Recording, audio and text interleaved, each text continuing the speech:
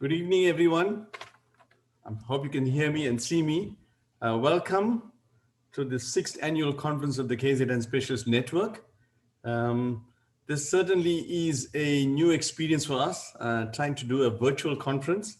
It's something that we hope will run smoothly, so please bear with us. I must say a big thank you to Discovery Health, who've provided us with all the platform, the webinar platform, and all the technical help to get us to where we are now. So as you would have seen in the program that was circulated to you, we've got a wide variety of topics to be discussed today with several speakers. In fact, we have a total of 16 speakers, including local and international speakers, covering a wide variety of topics. And as you know, the conference is over 3 days. That's tonight, Wednesday, and Friday, starting at 6:30 p.m. So we hope that you could attend all 3 days. Remember that CPD accreditation is based on you logging in. I'm sure when you logged in now, it prompted you for your MP number and your email address. So that will be the basis for your CPD accreditation. The program, I think we will flash in between the speakers so you know what is coming up next. We also have what was meant to be a virtual conference bag, but technically we cannot get that up, but hopefully we'll get it up during the course of this meeting or certainly by Wednesday, where you can have access to a virtual trade room where you could see all the conference sponsors and all their products and other information that's inside it. In terms of the sponsors, I want to say a big thank you to all the sponsors. We've got a total of 16 sponsors. You would have seen the video loop that ran earlier of the various sponsors.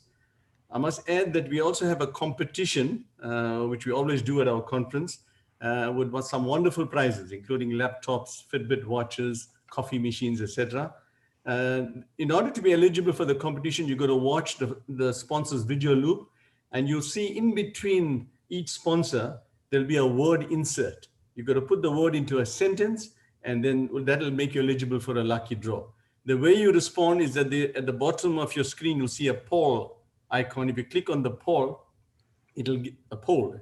I'm saying it wrong. If you click on the poll, you will see various options, so you can choose the correct answer and click return, and that'll make you eligible for the prizes. In terms of making comments and asking questions, we'd ask you to please use the Q&A button. Please post your questions and comments there. The speakers will see it and try to answer it while they're talking. And the chairman of each session will also try and collate the questions and present it to the audience, present it to the speaker. Finally, I want to request from all the speakers and panelists to please adhere to the time. We've got quite a full program. We are hoping to finish in the time allocated. So to everybody, sit back and enjoy what promises to be a very interesting and very informative conference.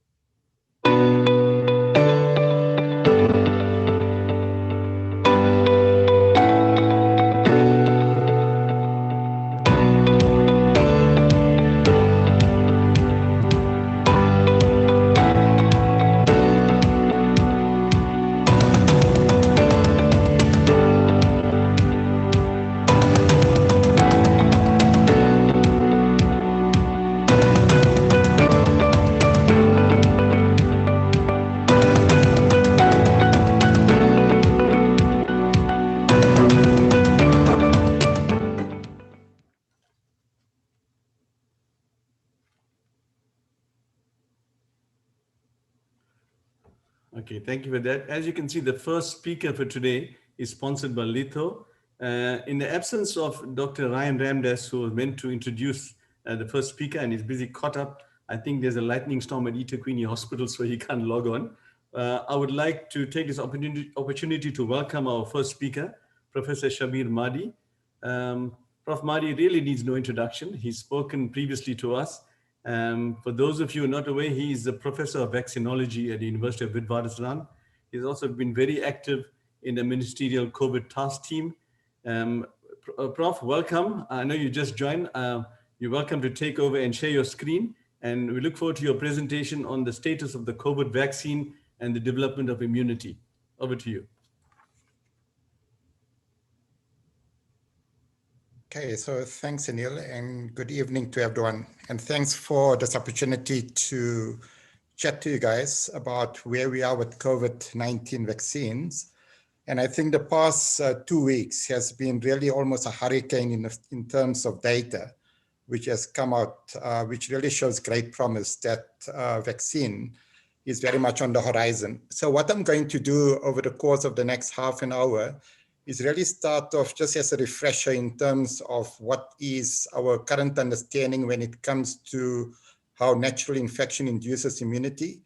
I'll touch a little in terms of what we need to look out for, issues around what is the relevance, if any, of waning of antibody, as well as what do we anticipate to occur when it comes to natural immunity and the duration of that natural immunity, and then take you through some of the COVID-19 vaccines with the particular focus on those vaccines which I have recently reported on phase 3 studies, on phase 3 results. So I think by now, no one really needs an introduction to the virus, but just as a refresher, so the SARS-CoV-2 virus has on its surface a number of proteins. And for the purposes of the vaccine design, much of the focus has been specifically on the spike protein, especially for those vaccines that are specifically geared to just a single epitope. There are other generations of vaccines or rather other formulations of vaccines which are taking a combination approach, including both the spike protein as well as the N protein. And then obviously the whole cell vaccines would be the entire virus itself, the entire virus, and will likely induce immune responses which are much broader in terms of the repertoire, which I'll discuss a bit later. So when it comes to the spike protein, it's considered to be the important virulent factor of the virus. It obviously attaches to the ACE2 receptors. And as we all know, a virus is not a living organism, and it really is dependent on almost hijacking the host machinery for it to be able to replicate. And in doing so, it results in release of additional virons into the circulation. Now, these viral particles and viruses are subsequently taken up by the dendritic cells, the antigen-presenting cells, and it's processed. And the specific epitopes are then presented to your T helper cells, which really stimulates both B cell as well as T cell immunity. When it comes to B cell immunity, what we really focused on is the induction of antibody. And obviously the antibody is important in relation to adhering to the spike proteins, consequently preventing its adherence to the ACE2 receptors. And part of the antibody might also assist in terms of actual lysis of the virus itself.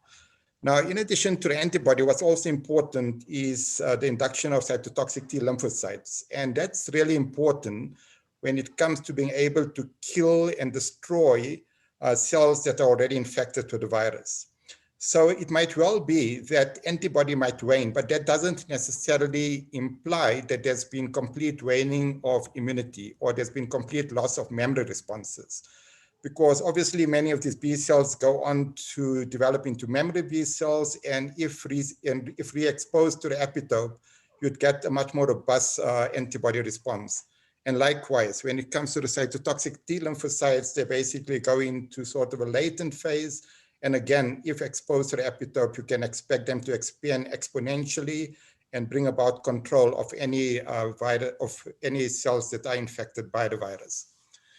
So what we learned early on in terms of immune responses to natural infection is that there is heterogeneity in terms of the antibody response, both in relation to its quantity as well as in relation to its duration or how long it persists. So individuals that have asymptomatic infection or mild infection, they generally tend to have lower antibody concentrations following infection compared to those individuals that have had more symptomatic illness, and especially those that end up in hospital.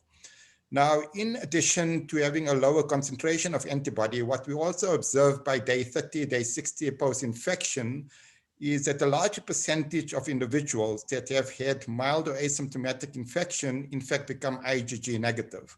up to 40% of individuals by day 30, compared to about only 13% of individuals that have had symptomatic infection. So there is this gradient in terms of the amount of the concentration of antibody that's induced, as well as the duration that antibody persists. And obviously, this is also of relevance when it comes to the use of rapid antibody detection tests to determine whether an individual has been previously infected or not. Because if people have had mild or asymptomatic infection earlier on, you'd expect that this antibody would wane. And for many of these rapid antibody tests, the sensitivity after 1 to 2 months would be relatively low to modest, and you'd end up with a false negative result.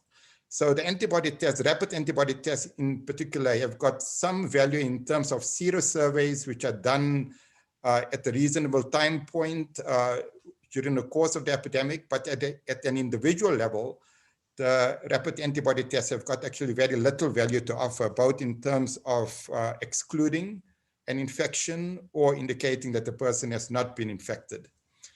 Now, in addition to the antibody, there has been some really interesting studies looking at T lymphocyte responses. And this particular study looked at stimulation by the spike protein, the membrane protein, as well as the N protein.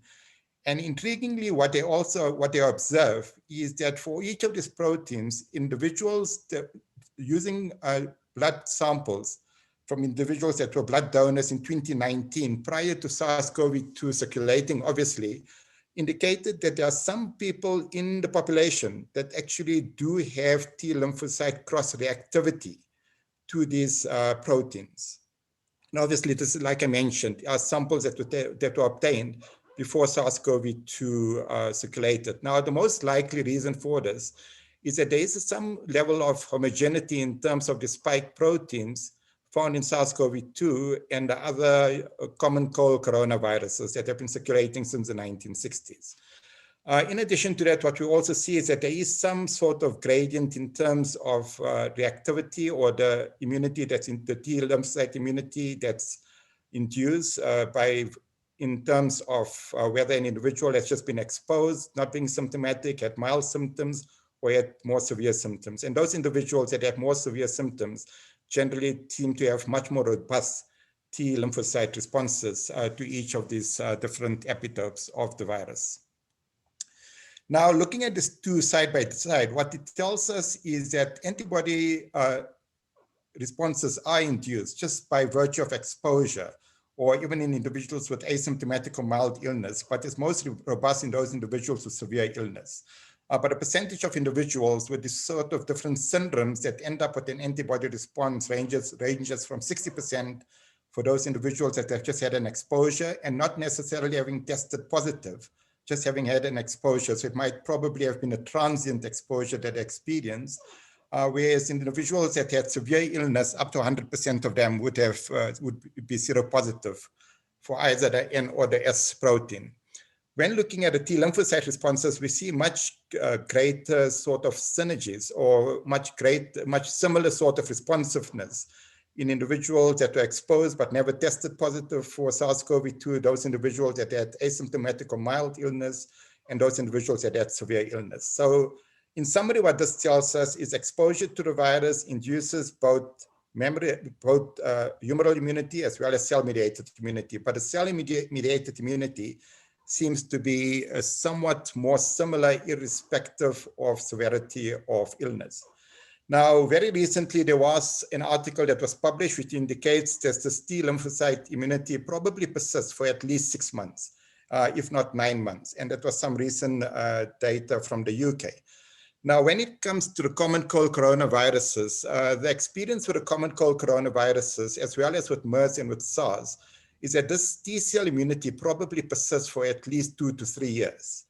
So I'm fairly optimistic that, especially in a country such as South Africa, where we very likely have had a high force of infection with the first wave, a substantial percentage of the population have probably developed some level of immunity, which will assist us in terms of what we might experience when a resurgence does occur in South Africa. But this has also got implications in terms of the readouts from the vaccine studies. Now, does natural infection actually confer protection against reinfection? And all of you are probably familiar with a few reports, case reports that have come into the mass media in terms of people getting reinfected. And that really shouldn't come as a surprise. And the reason why it shouldn't come as a surprise is that all respiratory viruses do reinfect people. As an example, RSV or influenza, or take your choice. Any respiratory virus reinfects individuals. The difference is that when a person gets reinfected after having recovered from an initial infection, provided there hasn't been a major mutation of the virus, the reinfection generally will result in an asymptomatic infection or an illness that's very much milder than what occurred the first time round. And there's very little reason not to expect the same not to occur with SARS-CoV-2. Now, these are sort of some experimental studies in rhesus macaques, which basically look at what happens following a re-challenge after an initial infection. And what you see on is looking at RNA copies in a nasal swab. And what you see after the primary challenge is that in these rhesus macaques, you have ongoing identification of RNA as well as subgenomic RNA, which is sort of a measure of live virus being shed, which goes on right through to 8 days. For the subgenomic RNA, for the RNA itself, you continue getting identification of this RNA right through to 14 days. And then it starts terminating at about 21 days. Now, when these macaques are challenged with the virus, re-challenged using different doses, what you see is a much more abrupt termination in terms of shedding of the virus, both live virus on your right-hand side at the bottom, as well as just identification of RNA. And the actual peak amount of the peak viral load following a reinfection is substantially lower than what occurred after the primary infection. So this tells us primary infection is going to induce immunity, and that immunity is going to assist in terms of attenuating the subsequent clinical cause of reinfection. And I think that's important. Now, when you reflect on what's currently happening in Europe, as well as in the United States, where we're having the resurgence in Europe and probably a third wave in the United States, reinfections have really been the exception rather than the rule. And what that suggests to us that, in fact, with a large number of people getting infected, that people are not getting, if they are getting reinfected, those reinfections are not presenting as symptomatic illness, and almost never as an illness resulting in severe disease. Similar to what you find on the nasal swab on your left-hand side, looking at what's happening in the lung using bronchoalveolar lavage, again, with the re-challenge, almost no virus identified in the lung after the macaques have been primed with an initial challenge of the virus. So where do we stand with COVID-19 vaccines? Now, development of a vaccine, and I'm not going to go into this. I suspect by now most of you are familiar with the different stages in terms of clinical development or in terms of the development of a vaccine, starting with the preclinical testing, then phase 1 studies, phase 2, phase 3 studies. And I think this has become common language to anyone. The important thing to appreciate is that up until now, the average time period which it took to get the vaccine from the lab into licensure has been about 10.5 years. And what we've tried to do with COVID-19 vaccines is condense this 10.5 year period into a 10.5 months period, and in some instances, a 6-month period. And the only way this can be achieved is not necessarily by taking shortcuts, but by doing things at much greater risk than one would usually do. So generally, companies would go through each stage to make sure that there's a high certainty of success before going to the next stage, because it's costly to go into these phase 3 studies, which cost over $500 million, up to $1 billion in phase 3 studies. So companies are usually risk averse in terms of the monetary implications of doing everything in parallel. What happened with the COVID-19 vaccine is that the phase 1 study started, and as soon as the phase 1 study started, phase 2 study started, and very soon thereafter, while there was an initial readout from phase 2 studies, companies already started the phase 3 studies. So there was a rapid escalation in terms of moving from one phase to another, which has really resulted in us having close on to 35 vaccines. In fact, right now it's 40 vaccines that are in different stages of clinical development. That is excluding the 109, this is an outdated slide, that's excluding the 190 vaccines that are still in preclinical development. Right now, we've got about 20 vaccines in phase 1, about 14 in phase 2, and the 10 vaccines that are now in phase 3. And probably in a week from now, we might have the first 1 or 2 vaccines that are actually approved, at least in Europe and by the FDA. Obviously, many of you are aware that the Russians and the Chinese have also so-called approved vaccines, but those vaccines have not gone through the phase 3 assessment. So it's difficult to understand both in terms of its efficacy as well as in terms of its safety. Now, when looking at these vaccines, what's also important is that there are different approaches that are being used in terms of the clinical development, or in terms of the development of these vaccines. And I'm going to touch briefly on them because I think it's important in terms of just understanding, because some of this is really novel technology that has never been used before in the field of vaccines, at least. The nucleic acid-based technology, as an example, has previously been experimented with when it comes to trying to treat cancer, but it's never been used before to develop a vaccine. The viral vector-based vaccines, the only vaccine that's been that's been licensed using this technology, in fact, was licensed last year, and that was a Ebola vaccine. There's been previous attempts in terms of using the viral vector sort of platform to develop vaccines, including for HIV vaccines, and those failed. So viral vector-based vaccines, again, it's the exception rather than the rule. It's new technology, but both of these sort of technologies, the nucleic acid as well as the viral vector-based vaccines, what's great about them is that they're very adaptable. And that's the reason why after 4 months of after having completed the sequencing of the virus, the University of Oxford announced that they've already got the vaccine candidate in the pipeline. And that's a viral vector-based vaccine. But it was simply by taking what was known of the virus, identifying the gene that was responsible for coding of the spike protein, inserting that into a construct that was already developed for other purposes, and that allowed them to basically move from one vaccine to another vaccine. And then we've got a more traditional approaches in terms of vaccine development. Those are the subunit vaccines, such your DTaP as an example, diphtheria, tetanus, acellular pertussis, and then your virus-based vaccines. And all of you are aware of the virus-based vaccines, including things such as measles, mumps, rubella, inactivated polio as an example. So I'm going to touch very briefly on these vaccines, and they really use the same sort of a principle. And the principle that underpins these vaccines is that they're trying to present to the immune system an epitope which we know to be important in terms of the virus virulence, as well as if we're able to raise antibody, we would probably be able to prevent that virus from adhering to the human cells. So with the whole cell virus-based vaccines, there's, like I said, it's basically the virus either in an inactivated form or an attenuated form that's given to the host. The virus, if in an attenuated form, actually replicates in the host, continues generating this sort of proteins which are taken up by the antigen-presenting cells, and then we have the same sort of run-of-the-mill type of immune response in terms of cytotoxic T lymphocyte responses and your humoral responses. Right now, there's 3 studies looking at whole cell viruses, including 1 attenuated and 2 inactivated whole cell viruses that are in phase 3 studies, but none of those studies have as yet reported on efficacy.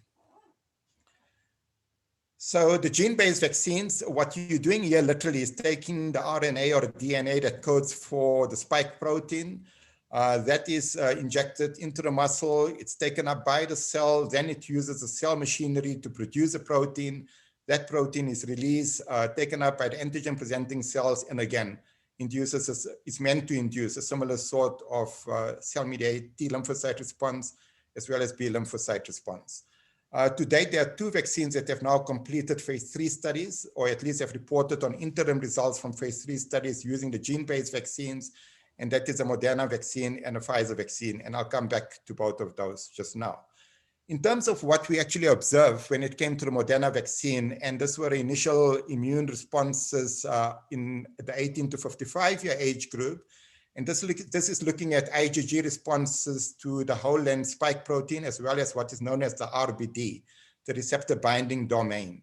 And what I've sort of boxed in red is the dosing schedule that has now moved into phase 3 studies. What I've indicated with the blue arrow are the antibody responses in individuals that recovered from COVID-19. So that is sort of the comparator in terms of evaluating the immune responses of this vaccine relative to what would happen with natural infection. There are obviously some caveats in that, as I mentioned to you, the convalescent antibody concentration, neutralizing antibody is heavily influenced as to whether the convalescent sera is made up of individuals with mild illness or severe illness. But that being said, what we see with the Moderna vaccine is after a single dose, it induces robust antibody responses, IgG, to double-end spike protein as well as to RBD. And then following a booster response, which was given at day 28, you see this a further increase in terms of your IgG antibody concentrations. And so when just looking after the primary series, those antibody concentrations are in the ballpark of what one would get with natural infection, looking at convalescent sera as your comparator. But after the booster response, those antibody concentrations are substantially higher than what you would actually observe on convalescent sera. Now, another important part is that it's not just about antibodies, it's also about the functionality of the antibody. So probably a more important measure to look at is the neutralizing antibody. And there's different sort of assays that are being used to assess a neutralizing antibody. I'm going to keep it simple. The main issue here is that looking at convalescent sera, individuals that have had natural infection do have neutralizing antibody. Now, when looking after the first dose of vaccine, with the Moderna vaccine, it sort of induces modest neutralizing antibody concentrations. But after the booster dose, we find that the neutralizing antibody concentrations, again, are substantially higher than what is observed with convalescent sera. So in a nutshell, and the same sort of observation is evident in individuals above 70 years of age for the Moderna vaccine. So in a nutshell, a single dose of antibody of vaccine induces antibody responses. A booster dose is especially important in terms of getting high titers of neutralizing antibody that exceed what one would usually observe in individuals that have recovered from COVID-19. Now, another aspect in terms of COVID-19 vaccines was a hypothetical concern that vaccination could actually paradoxically result in enhanced disease. And I'm not going to go into the detail on this, but to sort of have a reasonable assurance that that might not occur was the need to look at whether you're inducing a Th1 or a Th2 dominant immune response. And fortunately, all of the vaccines that I'm going to discuss have not induced a Th2 dominant response, which was a type of response that we were wanting to avoid because it was more likely that vaccination could then paradoxically result in enhanced disease. What we really want is a Th1 dominant immune response, which basically tells us that these sort of T lymphocytes are going to be able to kill these virus-infected cells. So again, all of these vaccines, and again, irrespective of age group, the Moderna vaccine as an example has induced Th1 dominant immune response. Now, the next vaccine, again, I'm just going to touch very briefly on this because it's the same sort of a principle, is the Pfizer vaccine or the BioNTech Pfizer vaccine. And what I've again put into the red box is that dosing concentration, which was then evaluated further in phase 3 studies. And what you see is after the first dose of vaccine, here the doses were given about 3 weeks apart. At day 21, which was 3 weeks after the first dose, the antibody concentrations amongst the vaccinated individuals, both in the 18 to 55, as well as the 65 to 85-year age group, was in the ballpark of what was being observed from convalescent sera that was used in the study. And after a booster dose of vaccine, you get your antibody concentrations are substantially higher 1 week after the booster dose. But even a single dose of vaccine appeared to induce good antibody responses at least. And then looking at the neutralizing antibody, again, similar to what was observed with the Moderna vaccine, modest neutralizing antibody induced by the first dose, the dash line, the gray dash line that you see is the lower limit of quantification. And as you can see at day 21, very few individuals actually had antibody concentrations above that lower limit of quantification. But after the booster dose, your neutralizing antibody in fact exceeds what is observed in the adults. So those were the RNA-based vaccines, the Moderna and the Pfizer vaccine, very little sort of difference between them in terms of immune responses. And as you've heard in the press, very little difference in terms of the efficacy of those vaccines. So the next one I want to discuss is your viral vector-based vaccines. And example of this is the University of Oxford AstraZeneca vaccine. And here, the University of Oxford vaccine in particular is a non-replicating virus. So you also get a replicating virus platform where these viruses would continue replicating and continue sort of allowing for production of more antigen that's presented to the immune cell. The non-replicating viral vector does not replicate. All that it does is that it uses the virus, and in this particular instance, the chimp adenovirus, as a vector to deliver the genetic material, which is coding for a spike protein, into the cell. And once it's released into the cell, the genetic material is then taken up by the host machinery again to produce a protein, and it induces a type of, so it elicits the type of response we're hoping for it to elicit, which is, as I mentioned, the cytotoxic T lymphocyte and B lymphocyte responses. Now, right now, the vaccines that they have used, the viral vector vaccine is the vaccines that are in phase 3 studies. My apologies, this diagram on your right lower side is incorrect, just ignore that.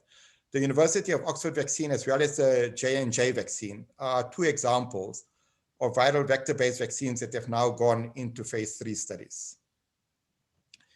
In terms of what we observed with immune responses to this, basically a single dose of vaccine induces an immune response, which was somewhat lower than what was observed in convalescent sera, probably in a ballpark of individuals that have mild infection. But after a booster dose, you have antibody concentrations to the whole length spike, which is similar to what was observed in convalescent sera, including similar to what was observed in the individuals with severe disease. Looking at neutralizing antibody, a very similar sort of approach. In this instance, unlike what we saw with the messenger RNA vaccines, a single dose of vaccine did induce some neutralizing antibody. But obviously, as is apparent from the slide, a booster dose of vaccine resulted in a further increase in that neutralizing antibody. Now, in addition to that, one of the things that happened with the University of Oxford vaccine is they also evaluated different dosing schedules. A dosing schedule which was referred to as a low dose, where the concentration of virus particles in a vaccine was about half of what was in the standard dose. And I'm not going to go into the detail on the slide, but what the slide basically shows you is individuals that only receive a single dose or 2 doses in different age groups. The summary of this is a second dose of vaccine, as I indicated, does result in a better immune response, both whether the individual gets a standard dose or a low dose of vaccine. But interestingly, there isn't actually much difference in terms of the immune responses, either after the first dose or after the booster dose, based on whether the individual received 2 doses of the standard dose or 2 doses of the low dose. And again, that was irrespective of age group. So this might well be an example of a dose sparing regimen that could be used. Obviously, the same has not been investigated for the messenger RNA vaccines. And this is just looking at the neutralizing antibody. Again, very similar sort of a picture in terms of individuals that received the standard dose compared to those that received the low dose, in terms of the concentration of neutralizing antibody that was induced 1 month after the first dose, and what was induced about 2 weeks after the second dose. So the last vaccine I'm going to touch on briefly is the protein-based vaccines. A good example of protein-based vaccines, again, also is HPV as an example, human papillomavirus, which is also an example of a protein-based vaccine. Now, again, this is sort of the technology that we've been accustomed to in terms of vaccine development. Most of the vaccines that are currently licensed have used either a protein-based approach or have used a combination of protein polysaccharide conjugations, or as I mentioned, the whole cell viruses. Right now, there's one vaccine, which is a vaccine developed by Novavax, which is a nanoparticle vaccine that is in phase 3 studies. And that vaccine is being evaluated in South Africa as well. Looking at immune responses with this particular vaccine, a single dose of vaccine elicits an immune response. Right on your right-hand side is the convalescent sera from different individuals with asymptomatic infection, including hospitalized individuals, a booster dose of vaccine. And again, I've highlighted the 5 microgram dose because that is the dosage that has gone into phase 3 studies, results in a substantially increased antibody response to the spike protein, and which is much higher than what is observed even in individuals with outpatient symptomatic illness, and at least comparable to those that were hospitalized, or at least convalescent sera of those individuals that were hospitalized with COVID-19. And then neutralizing antibody, a single dose does induce neutralizing antibody, but lower than what is observed in convalescent sera, whereas a booster dose takes it up in a region of what would be induced in individuals that are hospitalized with COVID-19. So it seems that this vaccine, like most of the other vaccines, requires a booster dose of vaccine to actually induce adequate or high titers of neutralizing antibody, which we believe to be important in terms of protecting immediately against COVID-19. So these are data which all of you have heard about. 3 different studies have recently, over the past 2 weeks, reported on efficacy from the phase 2 and phase 3 studies. The Pfizer and the Moderna vaccine have reported efficacy of 95%. They weren't powered to look at severe disease, but I think in the Pfizer study, there were 11 cases of severe disease, all of which were in the placebo arm. The AstraZeneca Oxford vaccine produces a vaccine efficacy estimate of 62% to 90%. And I'm not going to go into the detail on this right now. I think many of you might have heard it. But it seems that 2 standard doses of vaccine, in fact, performed less well compared to individuals that inadvertently received a low dose of vaccine followed by a standard dose of vaccine. So the exact reason for that is currently being investigated. Now, the differences between these vaccines is the Moderna as well as the Pfizer vaccine need to be stored at sub-zero temperatures. The Pfizer vaccine, in fact, at minus 94 degrees. And it's only stable at room temperature. This says 5 days, but it's probably closer to 1 day. So to deploy a vaccine of that character with that sort of requirements into low middle income countries would be difficult. But Pfizer is trying to reformulate the vaccine to allow for it to be stored at room temperature. The Moderna vaccine is stable at room temperature for up to about a month. So that shows more promise in terms of being able to deploy in resource-constrained countries, whereas the AstraZeneca vaccine can be stored pretty much at standard 2 to 8 degrees Celsius. It's got a long half-life. And then when it comes to cost, the AstraZeneca Oxford vaccine is probably 1/10 the price of the Moderna vaccine. Now, in addition to that, the other differences between these vaccines is the ability to scale up production. Pfizer and Moderna, as an example, have indicated by the end of 2020, they would collectively be able to produce 70 million doses of vaccine. And by the end of 2021, they will be able to produce roughly about 1.9 billion doses of vaccine between the 2 companies. AstraZeneca are on track to produce 200 million doses of vaccine by the end of 2020, and they can scale up to 3 billion doses by the end of 2021. So even if the AstraZeneca vaccine has got a lower efficacy, and I'm not too sure how the regulatory authorities are going to view the different sort of evidence that's provided to them, but even if it's a vaccine that has 62% efficacy, I think we need to interpret it in the context of not just affordability of the vaccine, but also when these vaccines would become available. So as an example, with the swine flu pandemic in 2009, the only African country to receive swine flu vaccine eventually was South Africa. But we only received the vaccine after the pandemic had passed. So it doesn't help to have a vaccine that is 95% efficacious, but only becomes available or affordable after the pandemic has passed. So there's a number of considerations in terms of the value and what the public health value of a particular vaccine would be at the point in time. And the reality that we face right now is that nations that represent 13% of the global population have already procured 51% of the initial supply of COVID-19 vaccines. So there's going to be very limited access for most low middle income countries to COVID-19 vaccines in the near future. In South Africa, we'll be highly fortunate if we start seeing vaccine before the second quarter of next year. And as you know, what's happening right now in the Eastern Cape, Western Cape, and which will probably continue evolving across the countries, is we're already experiencing a resurgence, which will become even worse as we head into the cooler months in the first quarter of next year. So this is sort of a graphic in terms of some of the key players in their vaccines and where those vaccines are heading towards. And it speaks to the previous slide that I just showed. As you can see with AstraZeneca, there's probably a greater distribution of vaccines outside of the United States, EU, and then there is what is known as a COVAX facility, which I'm going to talk on in my last slide.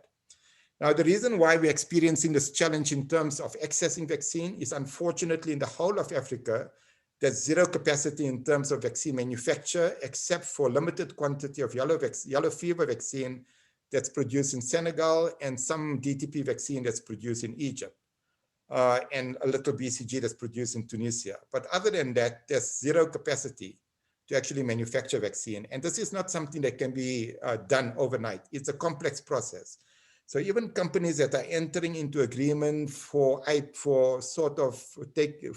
manufacture of vaccine in South Africa, those vaccines are extremely unlikely to become available before the end of 2021. And that itself would be a very optimistic projection because that sort of facilities that are required and the know-how and expertise, unfortunately, does not exist within the country. So in conclusion, I just want to touch on COVAX facility. This is an initiative by WHO, Gavi, and CEPI, which are three organizations that have come together to try to develop a platform through which especially low middle income countries would be able to access vaccine for at least 20% of their population. But this facility is the sort of character of this facility is that it's meant to do cross-subsidization. So there's more equitable distribution of vaccine, as well as ensuring that low-income countries would be able to actually procure vaccine at an affordable price. South Africa, unfortunately, is not a middle-income country. It's considered to be an upper middle-income country, despite the dire state of our economy. So it's expected that South Africa would fall amongst those countries that would need to fully self-finance and in fact contribute to subsidizing procurement of vaccines for low income and low middle income countries. So there's a number of issues around this. South Africa, the press at least reported last week that South Africa has now indicated that they would procure at least enough vaccine for 10% of the population from the COVAX facility. But whether that is going to materialize and exactly how soon that vaccine becomes available is difficult to tell. So I need to just remind you that COVID is not gone. COVID vaccines are becoming a reality, but it's still in the medium future, not tomorrow. And until that becomes a reality, I think what we're struck with right now to be able to protect people from dying from COVID-19 and to sort of ensure that the resurgence that does occur is not as severe as what we experienced the first time round is to ensure that we adhere to the non-pharmacological interventions. Thanks.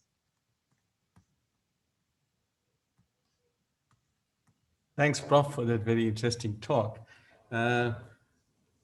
I just want to remind the audience that if you have any questions or comments, please use the question and answer feature so we can pose it, coordinate the questions and pose it to the speakers. Prof, I know you said that we can only expect the vaccine in South Africa sometime in the second quarter of next year.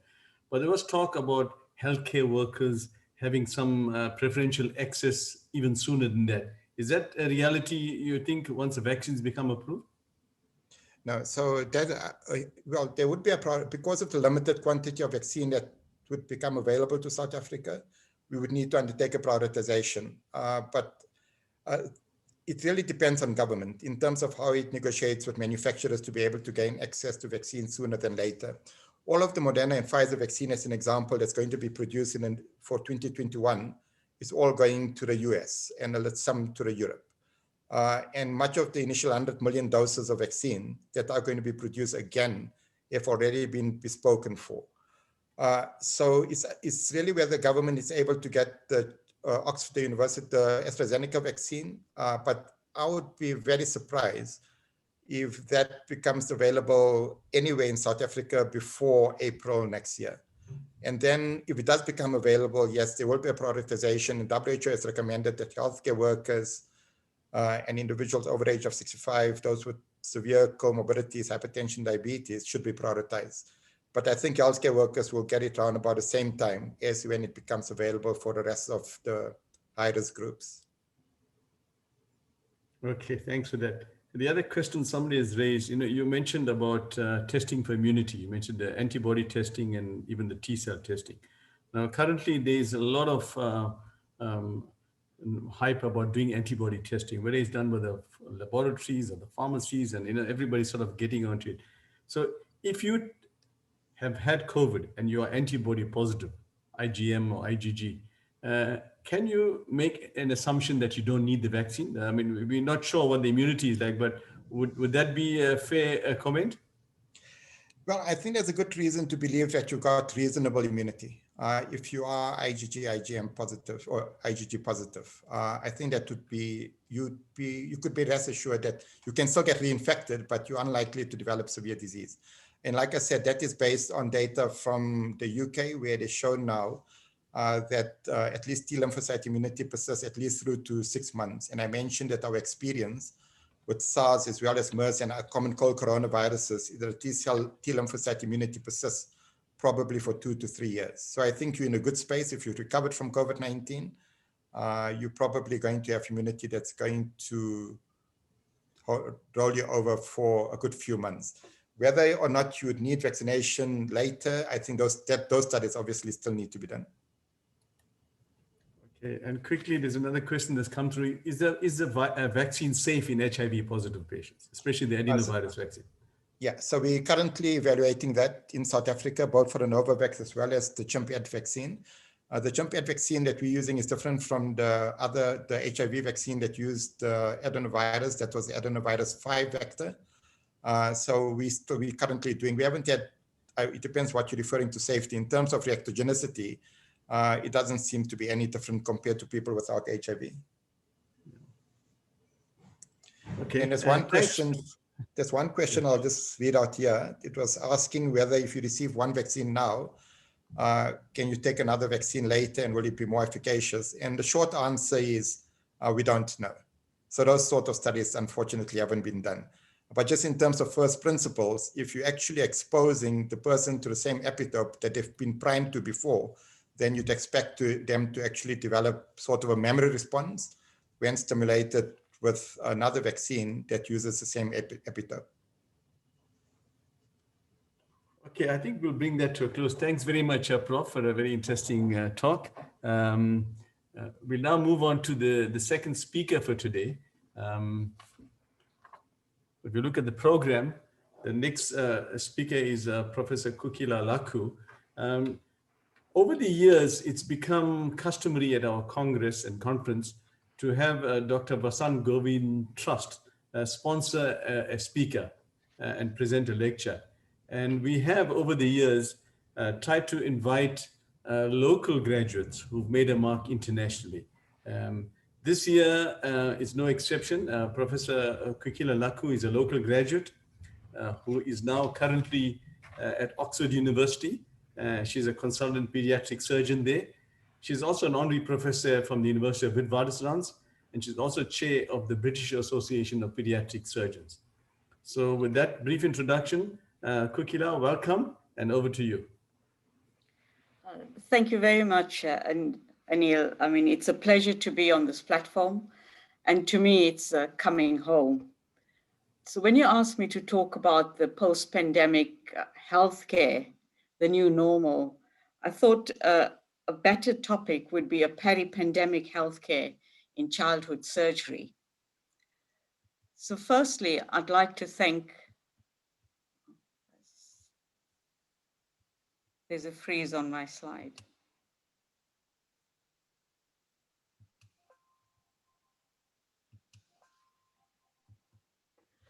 So I'd like to thank Dr. Vasant Govind for providing the funding to have this lecture happen in his name. I think all of us that have gone through University of Natal, which at that time was called the Black Medical School, none of us had escaped Dr. Vasant Govind's bony finger in his tutorials to us. And to date, his nickname has been Bony, and I think it's come from pointing at us to make sure that we knew what he was talking about. So thank you to Dr. Vasant Govind for having me share this platform with my colleagues. I am the alumni of the university, and in the first picture is the way I remember being at medical school at UNB. I was a class of 1982, and our class, we were about 100 in a class, and we had an equal gender balance. About 50% of us were girls. I think there's a large number of specialists that have come through our class of 92. And I can boast that 2 ministers of health in South Africa are from my class, which is Adan Swaledi and Zolim Kise. And during my medical school training, I was Alan Taylor based.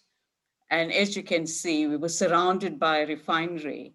And I'm still amazed that not many of us have got oil-clogged lungs and developing respiratory disease in various forms, especially with COVID at present. So what I'd like to do is talk about the pre-COVID pandemic and the status of children's surgery prior to this era, to give us some perspective of what's happening to children's surgery across the globe. Now, in 2015, the Lancet Commission commissioned a group of surgeons, epidemiologists, financiers, policymakers to find out where surgery stood as a global disease. And at the end of the 2015 commission, surgery became a global disease. And one of the facts that came out of that is that out of 7 billion people in the world, 5 billion lacked access to surgical care. And when you look at global diseases, more people die worldwide from road traffic accidents than they do from HIV, TB, and malaria combined. So this was a drive to alert policymakers and financiers to say that surgery is also a global disease and needs investing in. One of the things that convinced people in the World Bank, WHO, UN, that surgery is now a recognized global disease is that looking at the cost of surgical expansion. So if you look at the projections from 2015 to 2030, it will cost $350 trillion to bring surgery to an acceptable level to the population of the world.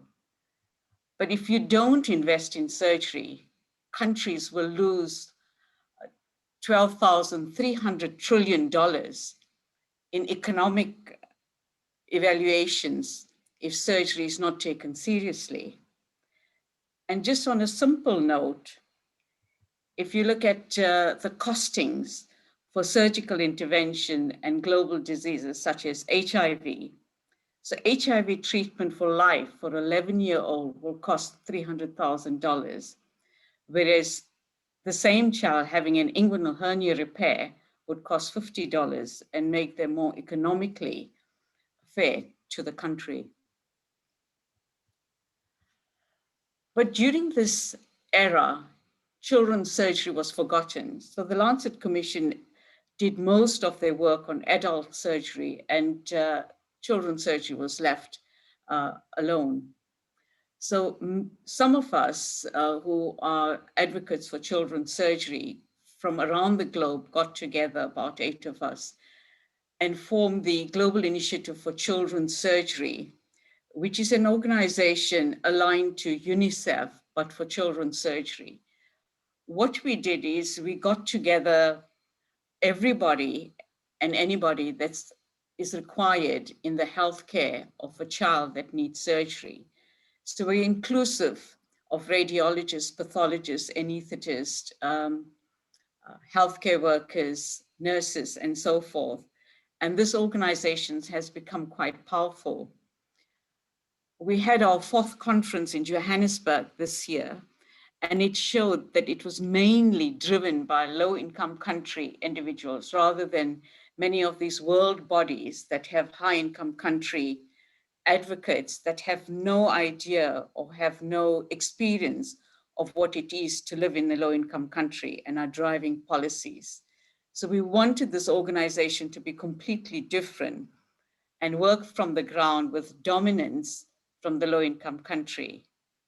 I was the president of the first president of the organization, and I led the organization for 2.5 years. And now the chair of the organization is from Africa. Now, why the drive for looking at children's needs? As we know that almost 50% of the population in Africa are children. And in sub-Saharan Africa, 2.6 million babies are born with a congenital anomaly. And just currently in the last 2 weeks, there was a huge meeting on looking at congenital abnormalities and deaths on a UN platform, but not a single surgeon was invited or encouraged to be part of this. And we know that there's a huge drive and importance of working together, because once the abnormality is diagnosed, you do need a surgeon to correct it. And it's important that we are embraced in the drive for policymaking and changing things on a world platform. What is also important to note that 85% of children worldwide will require a surgical procedure before their 18th birthday, be it a tooth extraction. So in my profession, which is pediatric surgery, we range from our work from fetal right up to 18 years of age. We have made huge advances by becoming a specialty of its own, in that we've had huge inroads into fetal surgery, fetal intervention. We've looked at advances in stem cells, growing bladders and tracheas to correct a lot of the congenital abnormalities that we see. We're also into changing health policies and working together with policymakers, for which I'll give a few examples later on. And one of the talks on the platform is on fertility. And we are in Oxford, we are making huge advances in cryopreservations in children's cancer surgery, so that when they survive, they are able to be fertile at a later date. We are true general surgeons in pediatric surgery. And as I said, our work ranges from ambulatory care of the groinary to head and neck lesions, to complex lesions such as Siamese twins, many congenital abnormalities, tumor work, and also minimally invasive work looking into the abdomen, into the head, as well as the thorax. So what has happened during the pandemic to children's surgery? So looking at the onset of COVID-19, as you know, that the timeline is as I've described it on the slide, where the first reported case was found in December in China. And then we heard the surge of the infection in Italy. And then when it reached Africa, Egypt documented their first case, followed by Nigeria, South Africa, Zimbabwe. And in the UK, the first case came about just after Zimbabwe reported their first case of COVID. Looking at the global burden of COVID-19, if you compare the cases by continent, one can see that Africa was been least affected and has escaped the burden of COVID. And the question is, why is it so? Because when COVID came about and it started spreading from China to Italy, there was a huge concern at the WHO desk to say that if it reaches Africa, we're going to be in huge trouble because there are no resources to contain this.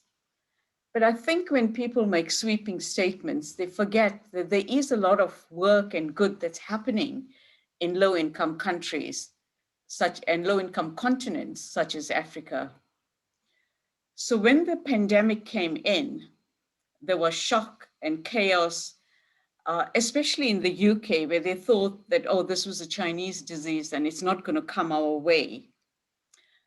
And if you look at high-income countries, there's a huge lack of social structure.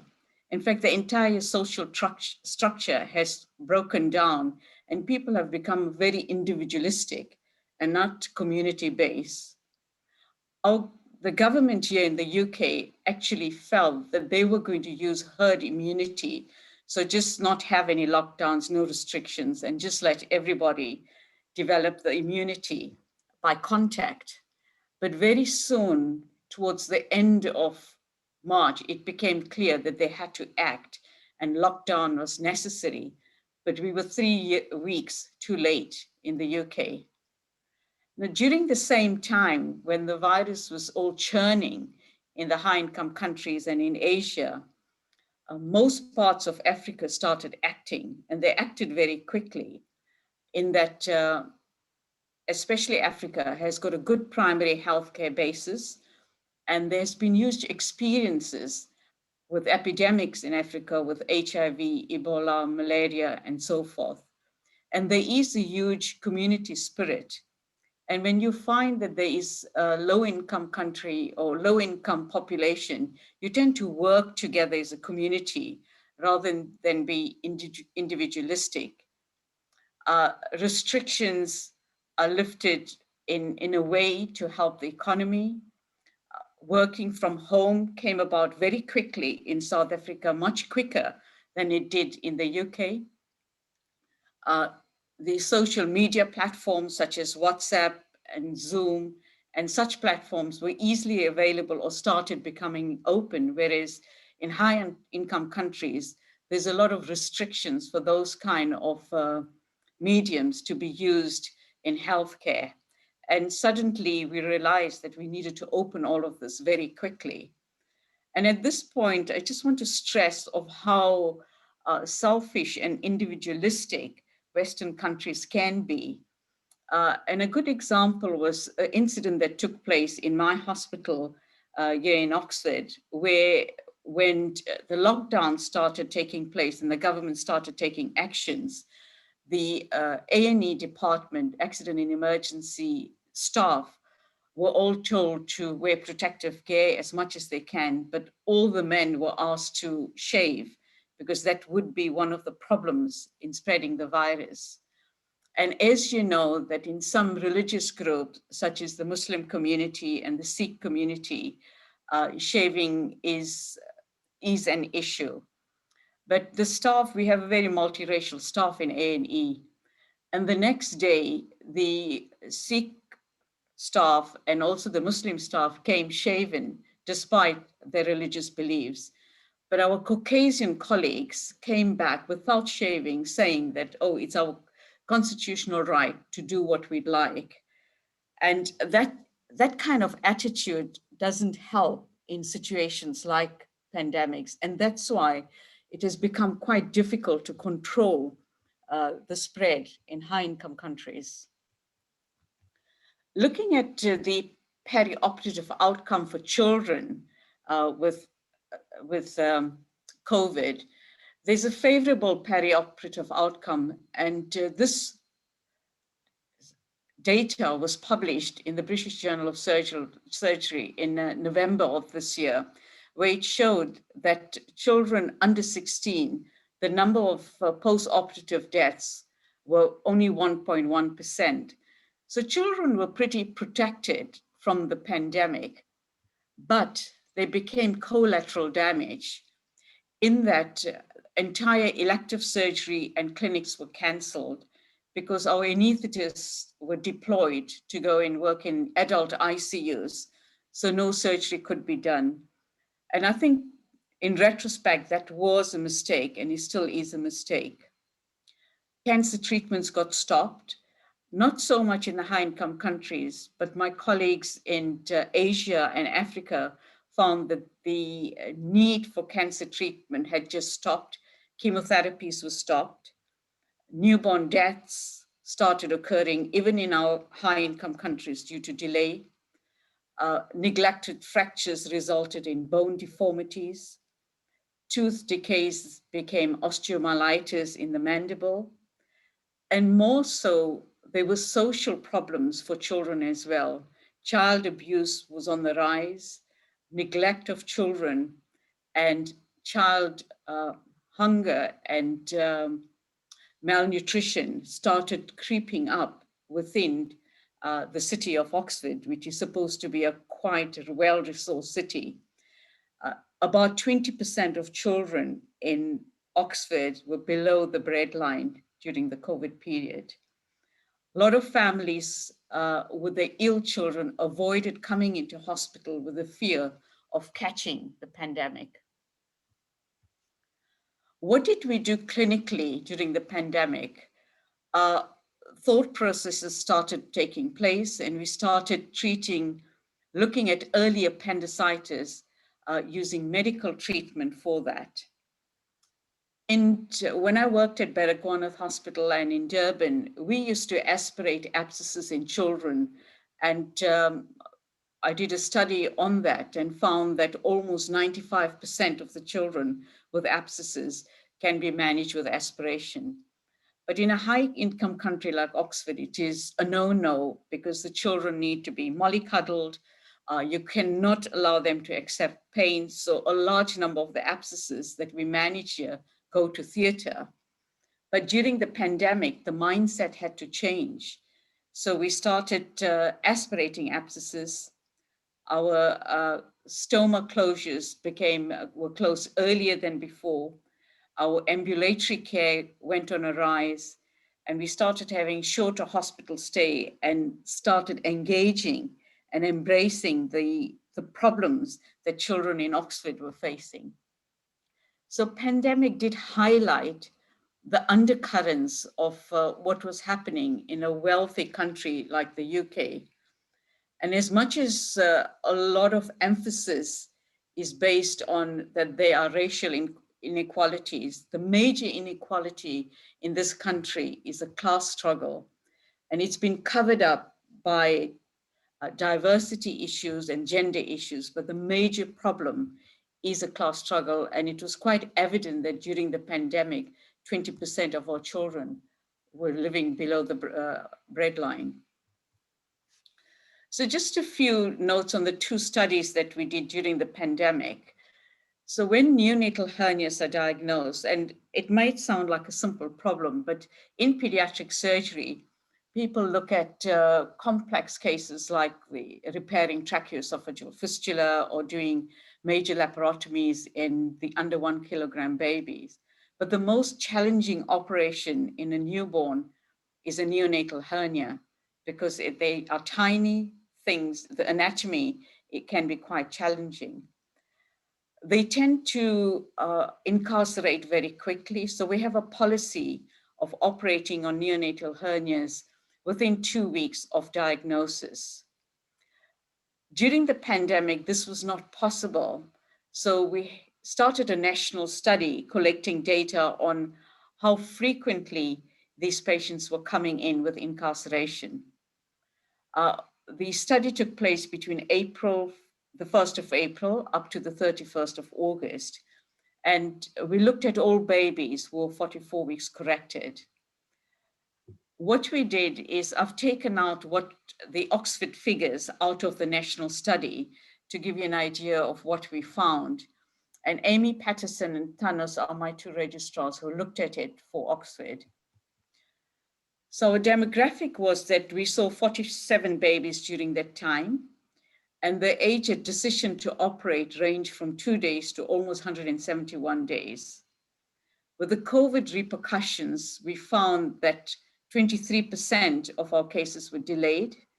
29% of our patients attended the emergency department with obstructed hernia.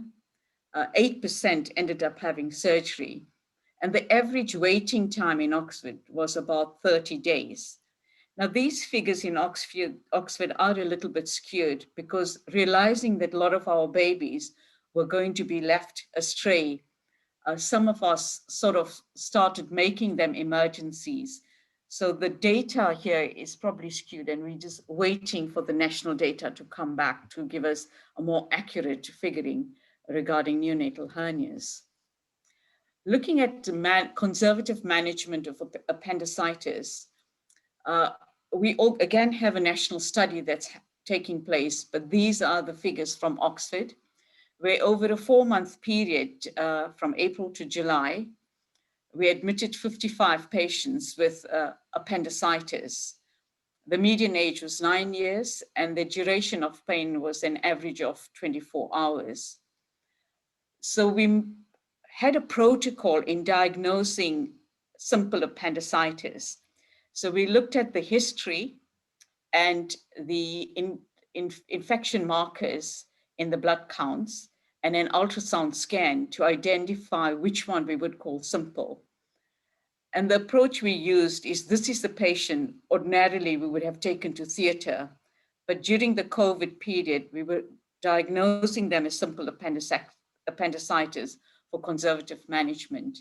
Those that were complex and with appendix med got the surgical treatment. What we found was that 38 patients had a non-operative treatment, of which 16% failed conservative management, and we were able to successfully manage them with antibiotics in 84%. However, 5 out of 12 patients, 12 patients attended the emergency department, of which 5 needed operation. So in total, about 71% of the simple appendicitis could be managed medically. So in our national study that was done last year, we had similar figures of 830 children with appendicitis.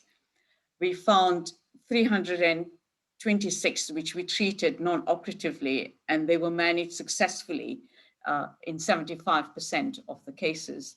So we're beginning to rethink how we're looking at surgical diseases in a broad spectrum.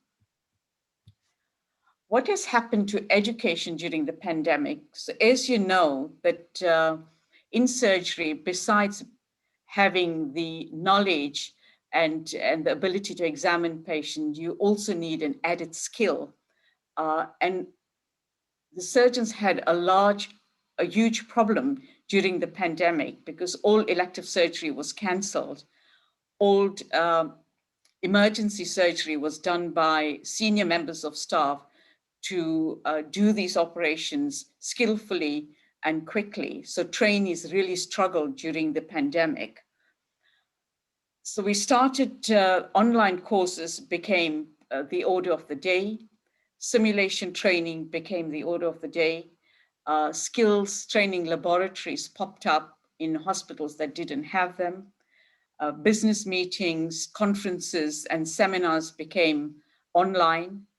And examinations, so all undergraduate, postgraduate examinations in the UK were postponed. However, I'm very proud to say that the only place where postgraduate examinations in pediatric surgery was not postponed or restructured came from Durban in South Africa, where Professor Samad Sheikh, a colleague of mine, pioneered online exit fellowship examinations in pediatric surgery and did them very successfully in the month of November.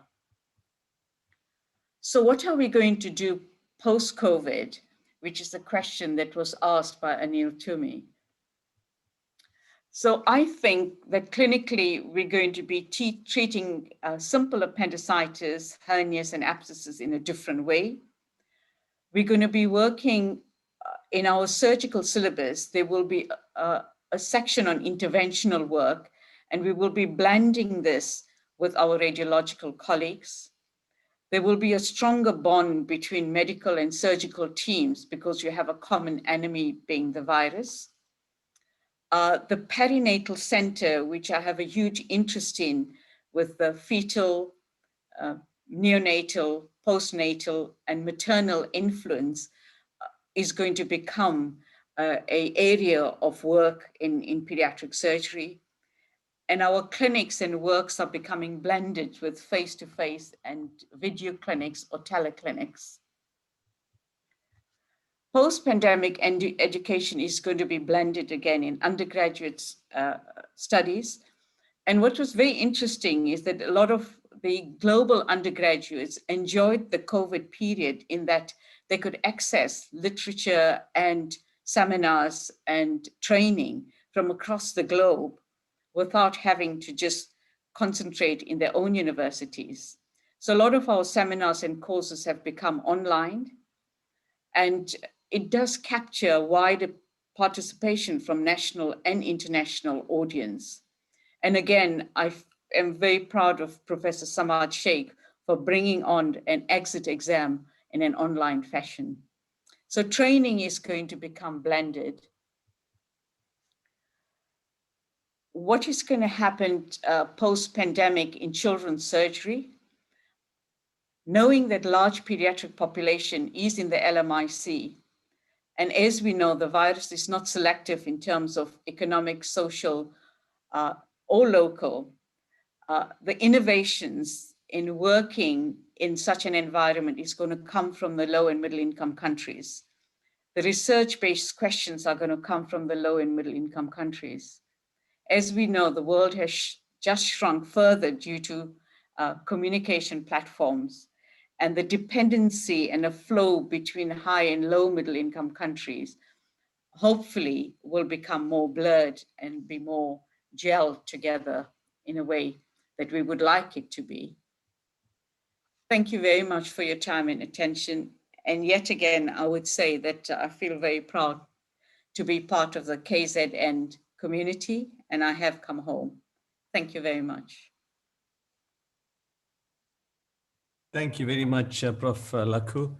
A lot of what you said, I'm sure, applies also in the adult space. I mean, in terms of more conservative management of previously surgical treated conditions. So I'm sure the principles post-COVID will apply, not just to pediatric surgery as well. Yeah. Okay, once again, thanks, Cookie. I don't see any other questions. I want to thank you for all the good work you're doing, especially in South Africa and the rest of the underdeveloped countries. We hope to see you. I mean, you do make frequent trips to South Africa, or regular trips, is that right? I do, definitely, yeah. I've been to Durban twice for the meeting, but hopefully to see all friends and colleagues soon. And I'm definitely not going to miss our 40-year reunion in 2022. Okay, that's good. Yeah, it makes us feel very old anyway. Thanks a lot, Kokila. We will now move on into the program. There will be a short break of 1 or 2 minutes while we play a video. This is a competition video. I urge you to watch the video and pick up those words which form a catchphrase, which you can respond looking at our poll icon so that you can be eligible for all the prizes. So over to you, Renat.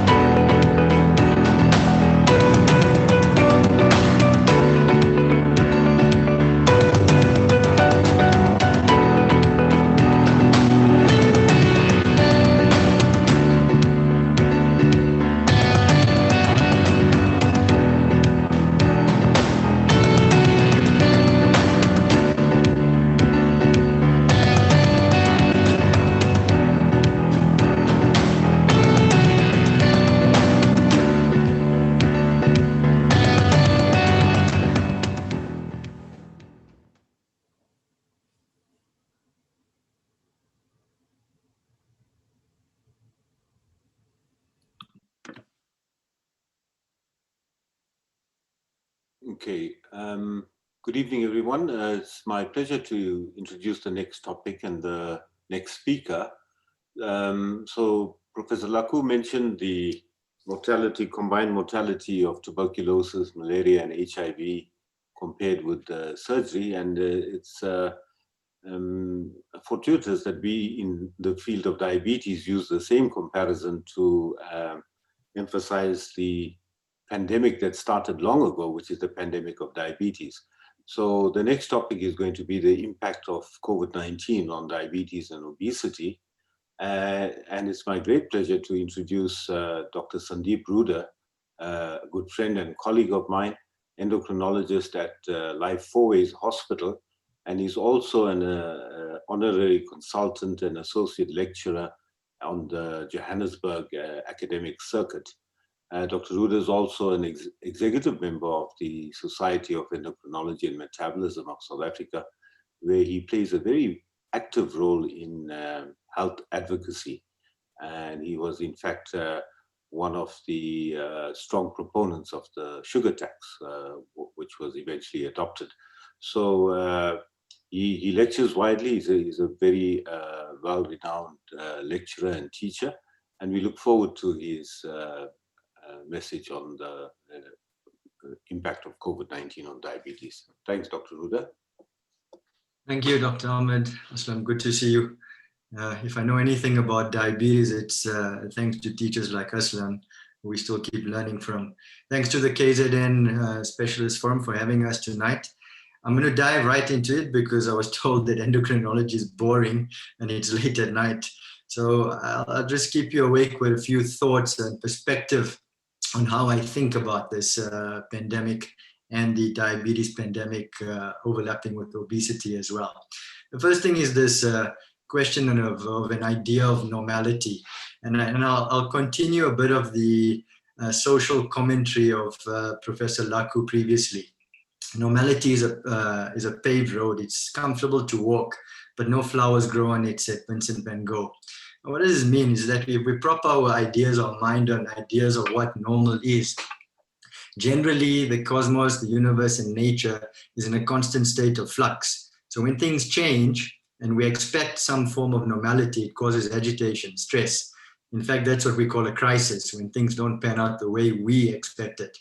So as I go through this talk, and perhaps relevant to all the other talks, is perhaps to think about the human being within a bigger, larger system, where at the very basic level, there's the biological system and its immune system, and Prof. Mahdi gave an excellent talk on vaccinology. There's the human here at the center of it, the self. And I put it to you that a lot of the maladies we experience on the planet at the moment are due to indiscriminate human behavior, whether it's social systems, economic systems, health systems, and even diseases. At the center of it is human behavior, because the natural system works quite perfectly.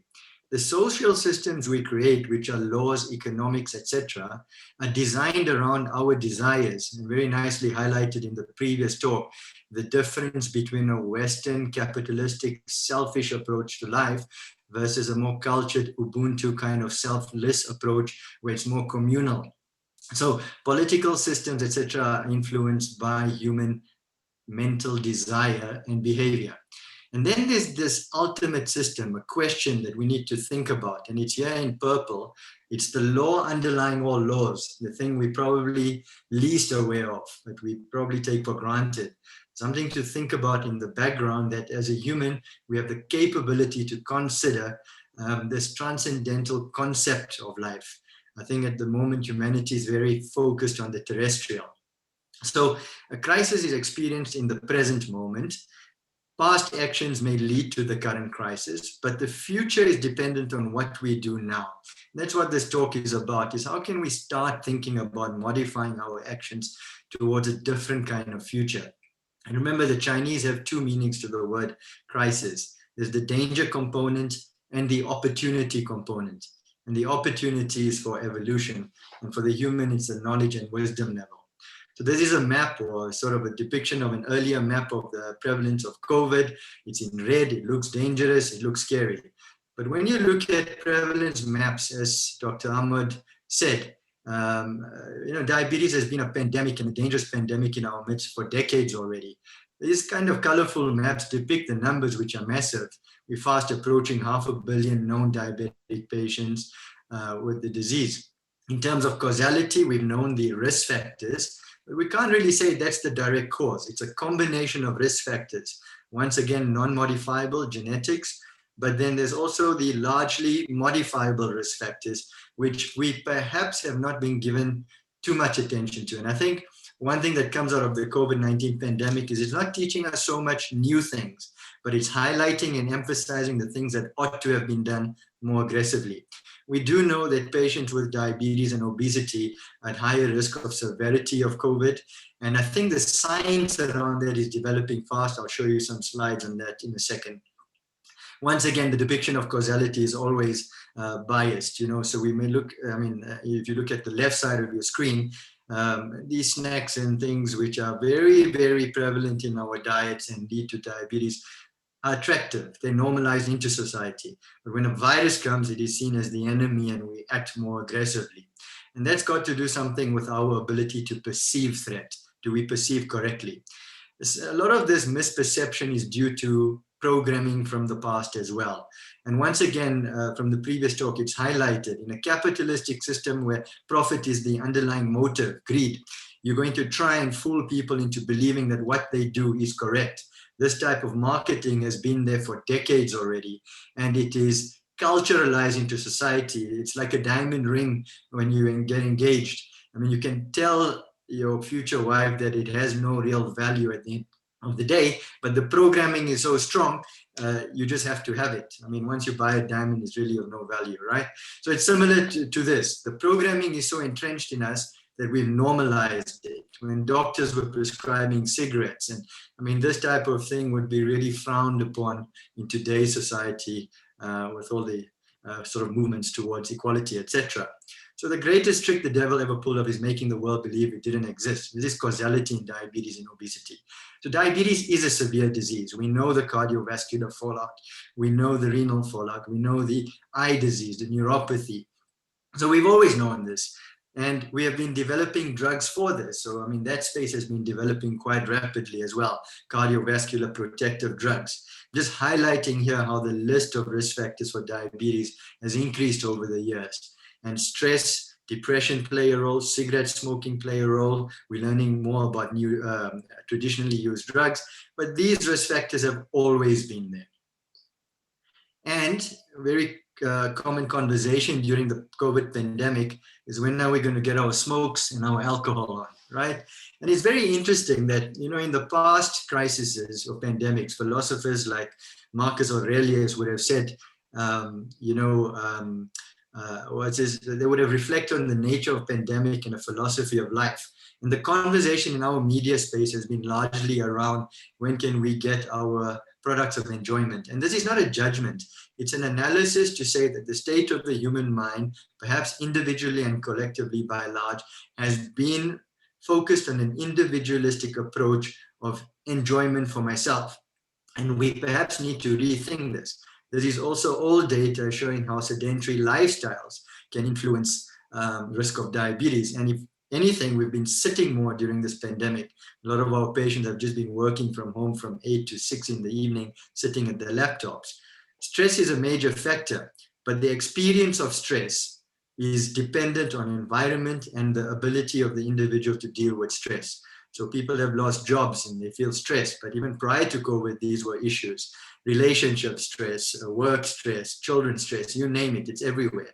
And that perceived stress influences behavior and physical activity and diet quality, which all influence diabetes risk. So I think we need to think quite deeply that while there's pathophysiology related to these risk factors that we develop pharmacotherapy for, that we need to look at the broader elements of what the nature of stress is. And just briefly mention obesity then, which overlaps. We know that obesity is a major risk factor for type 2 diabetes. 85% plus of type 2 diabetic patients have overweight or obesity. And each of these fallouts of obesity requires a specialty in itself, So these are largely preventable pandemics. And we need to think about how we're going to modify action today to prevent these from getting worse in the future. I said all of these macrocosmic environmental factors have an effect at the cellular level. It's not just excess weight or fat, but it's excess fat that is abnormal, which is perhaps some of the reason why, and I'll show you that in some of the slides, that we get more severe COVID in these patients, right?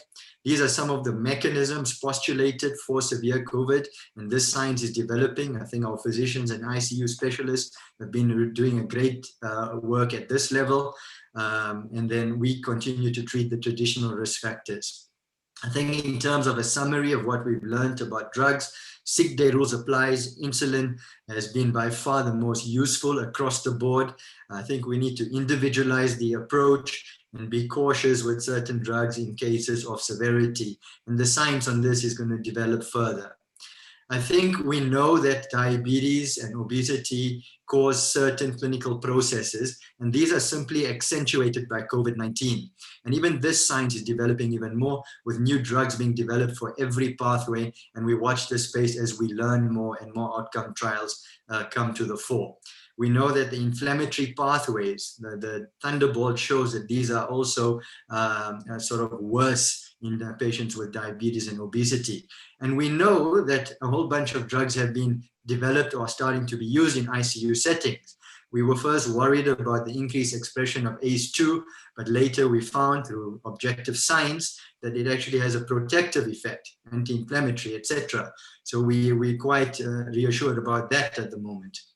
And then I haven't put the entire list up here, but if you look at the drugs being used to treat sort of COVID-19, the question from an endocrinology point of view is the impact on blood glucose, on insulin sensitivity and resistance, and beta cell function. There's a theory that the COVID virus can affect beta cells of the pancreas. So we'd like to observe our patients going forward who've been infected with COVID-19, who are at risk of diabetes or have diabetes, to see whether there's worsening glycemic control. On this list that's not there is also a commonly used drug, cortisone. So this is just a quick background, and I'm very limited for time, so I've just put it very fast. You can look up these articles. This is a nice review that was done, the previous slides, in Nature Endocrine Reviews. I'd be happy to share the reference for that. But when we look at solutions, I think we cannot just look at, as Prof. Mahdi said, just drug solutions. Vaccines will come in time. We need to go back to basic measures. And I think the conversation around real food security, cost, junk food versus real food, cooking skills, looking at concepts of fasting, again, culture and religion play a role. Taxes and labeling of food is very important. Looking at subsidizing of unhealthy food should not be done. We need policy interventions at government level with good scientific pilot studies, right? We need more investment in drug development, but where we do have drugs, and we do in South Africa, drug access and cost with funders become an issue. And I think in the future, we need to look at that with some firmness. Understand biology even better, and that's been happening very rapidly. One of the great things about COVID-19 has been collaboration and scientific rigor and development in that field. It's been very rapid. It shows us what we can do when we work together. Metabolic syndrome is related to a Western capitalistic economic model. We need to relook this. Nursing care needs attention and local research, as mentioned in the previous talk. I think we need to look at more humane economic models and socioeconomic plans, because diabetes is a subtle disease of causality. You know, William Osler used to say in the past, if you want to know medicine, you need to know syphilis. I think in modern times, the same applies, where we say if you want to know medicine, you need to know diabetes and obesity. I think we need to think about media and medicine and get involved in that conversation in terms of disingenuous information spreading. We need to have objective critical thinking about what appears as fact, and we need scientists and academics like Aslam, who we all look up to. If you had one solution for diabetes in South Africa, I would say it's Aslam Ahmed. I think we underestimate what he does for this country in terms of education and training. And then look at this. I mean, the practice of medicine itself, that it has to become less business-like and a little more humane in terms of its service orientation. There's a lot to be said about this, and these are individual talks.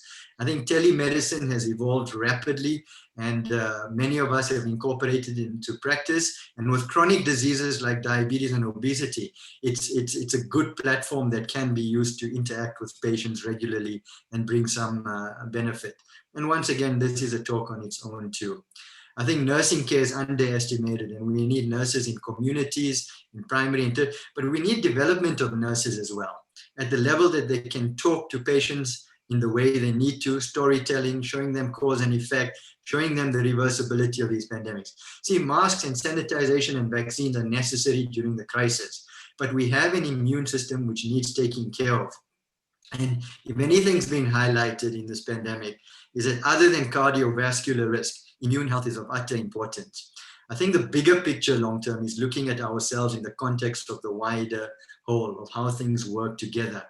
And at the core of it is, I think, for the future of diabetes care, is a very academic and thoughtful discussion on human desire, which drives action and behavior. From selfish to unselfish is necessary and needs to be taught from undergraduate level to be able to discuss it with our patients. And finally, in summary, I think we're getting a lot of science. We've been great at this. I think we need to take the science and measure it with a fair amount of ethics. So the science is 8 CBD points. The ethics is usually 1 or 2, and it needs more attention. But we really need to weave our moral principles back into communities and structures at every level. But more than that, we need to start incorporating philosophy into understanding the fundamental nature of our purpose, reality, and existence. That true knowledge is not just kept by a few, but we develop societies that are capable of critical thinking to really reverse the pandemic. So the future of diabetes care post-pandemic is going to be precision medicine. Epigenetics is going to play a role. Our pharmacotherapy continues to be developed and access needs to improve. I think this is the missing link we need to really re-examine and emphasize. Policies, systems, and laws need attention, and it's up to us to bring attention. We can't just depend on government to do that. Government's too caught up in selfish actions, which is called corruption. Not across the board. There are good people there too. I've worked with them, but we need to emphasize this. And then this missing conversation, where is it all going?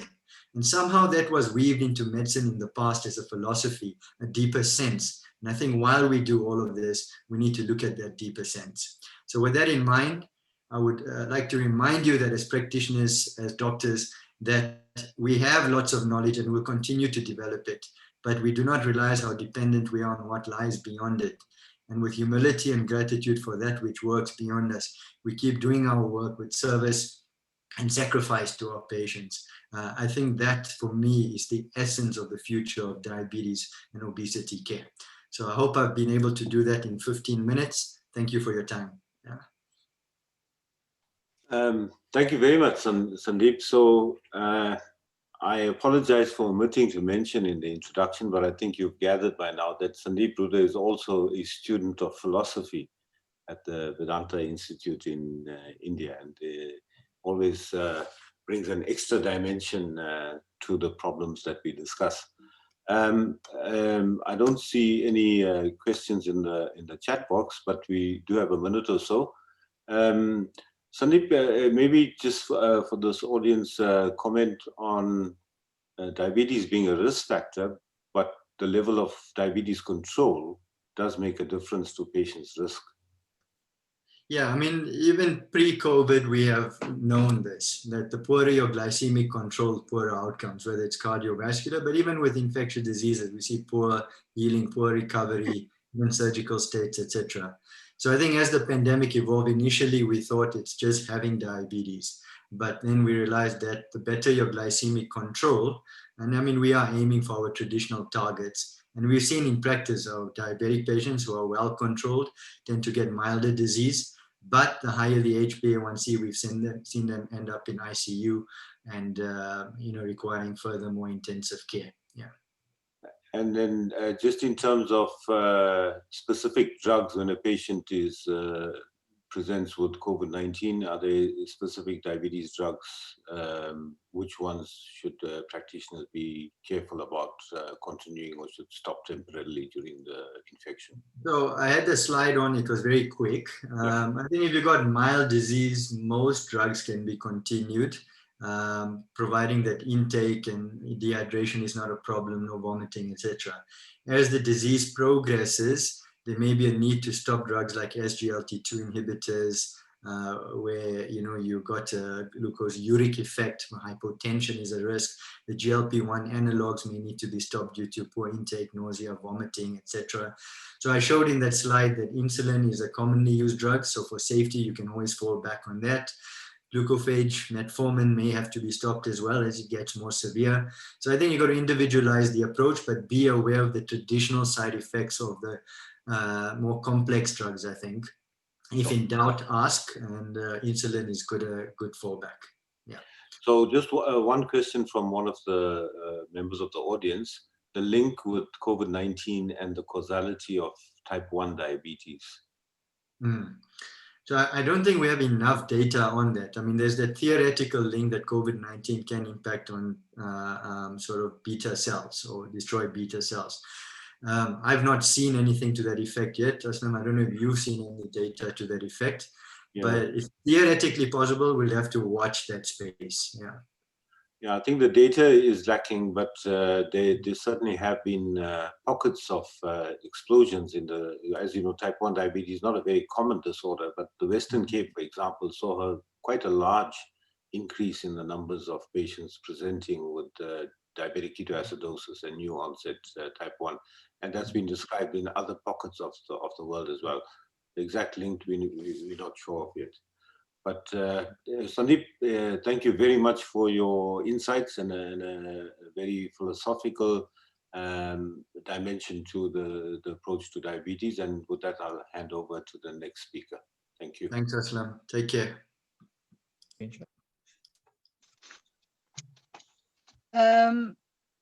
Very much. Without further ado, I'd like to introduce Dr. Bisham. He is a WITS graduate with extensive postgraduate worldwide training and experience in musculoskeletal imaging. And in addition to this,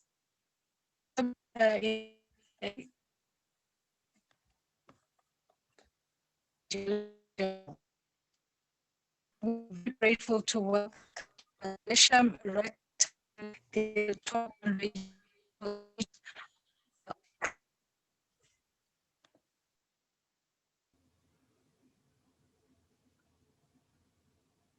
I think you can proceed, Bisham. I think, Philly, you're breaking up. Sure.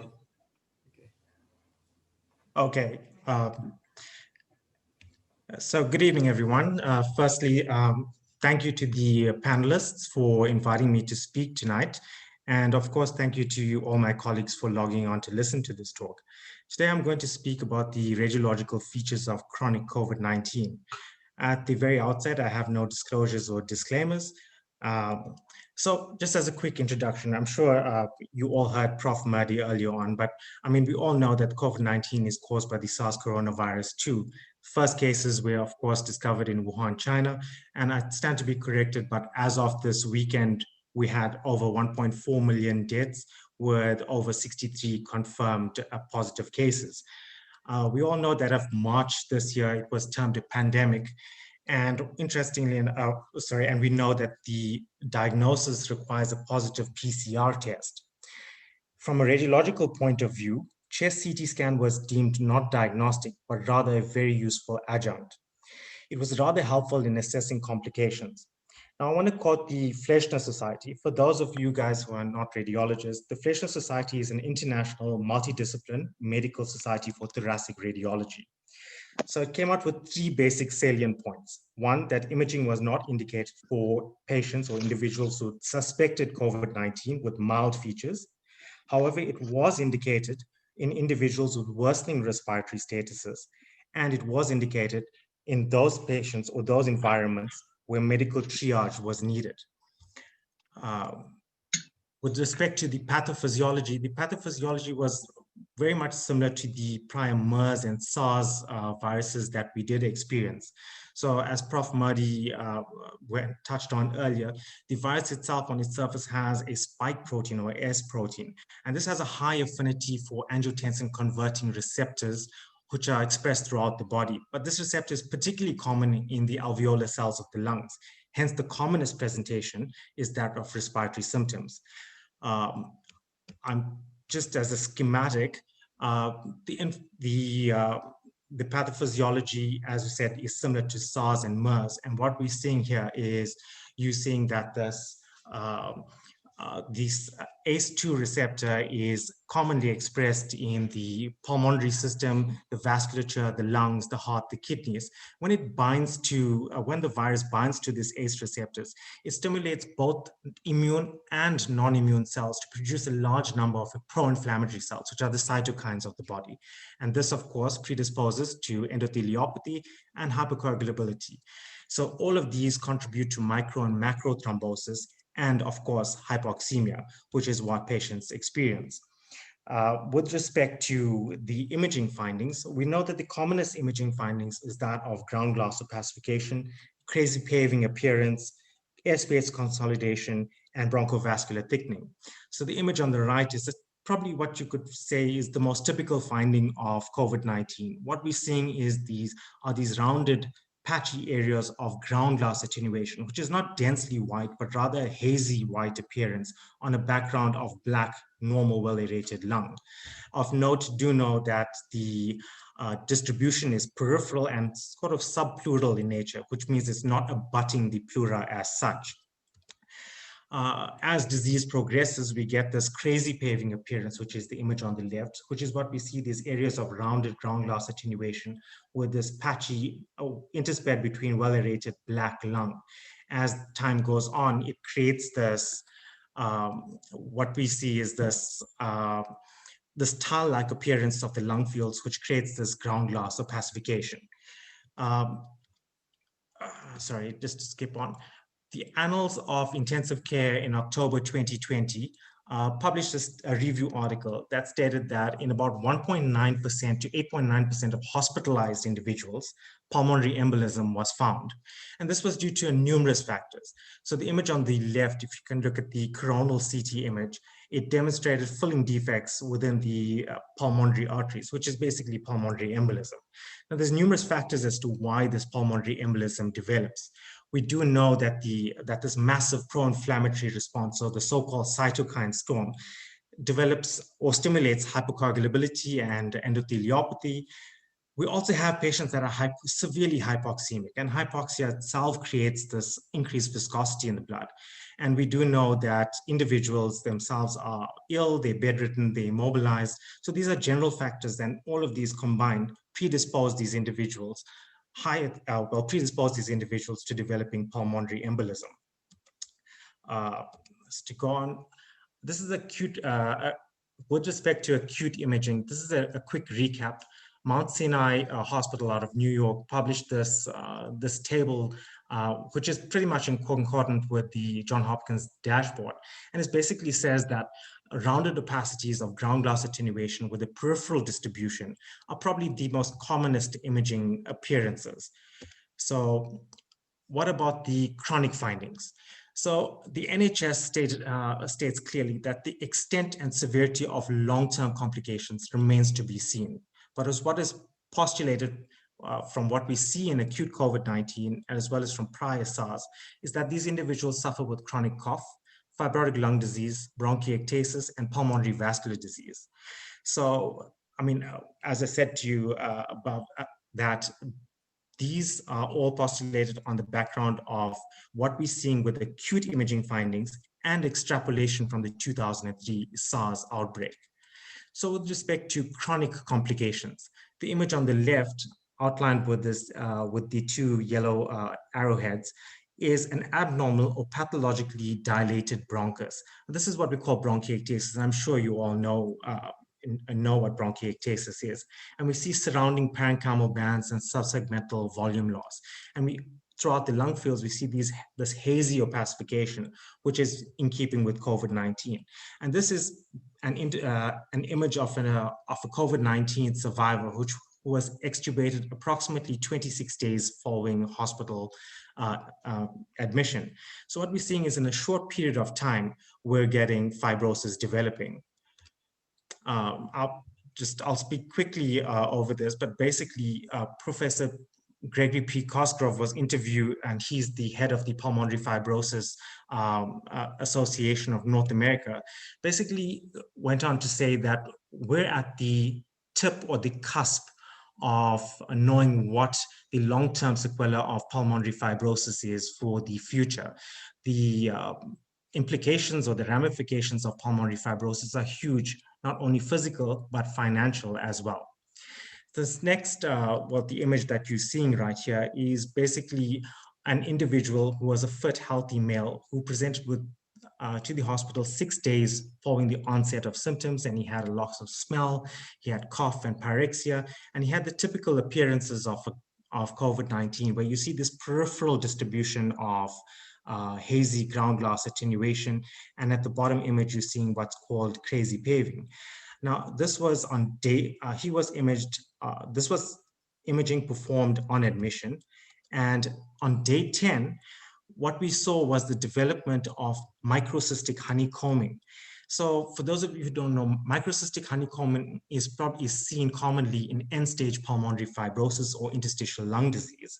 So we see it commonly in your idiopathic pulmonary fibrosis where we don't know the cause, or a UIP pattern of interstitial lung disease. Interestingly enough, his pulmonary angiogram was negative, and his search for a cause of interstitial lung disease was completely negative. He had an absent autoimmune screen, but it just tells you that within 10 days, these individuals are developing pulmonary fibrosis. This is another example of an individual just 20 days later, the image on the right demonstrating traction bronchiectasis at the perihilar regions.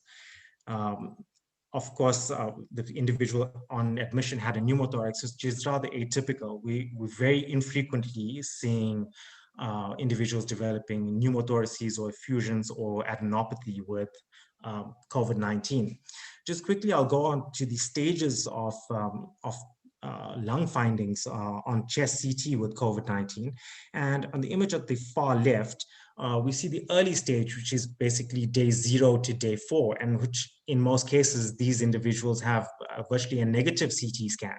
They may or may not have just a few tiny areas of ground glass opacification.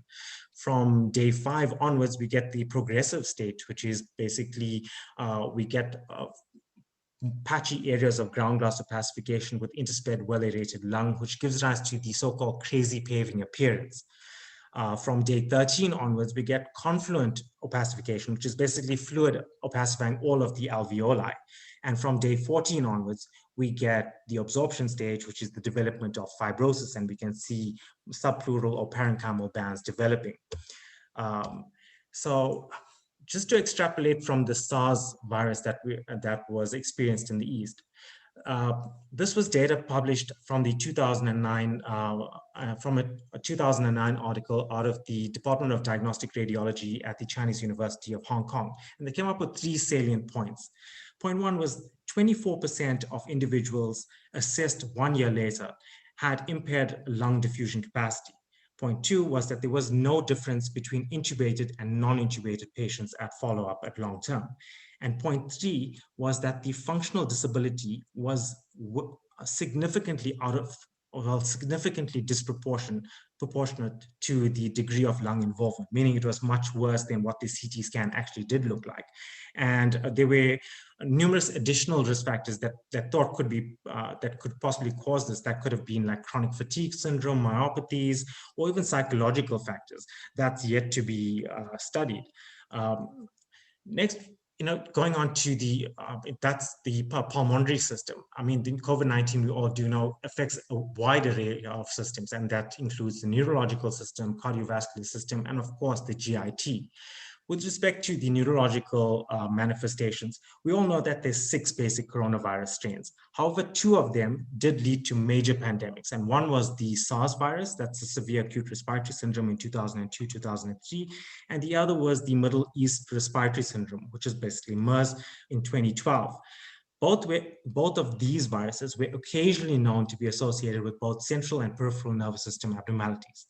However, given our current pandemic and the large numbers that we are seeing, even a small proportion of the population would build up to a large number of cases. So it's something we have to be vigilant about.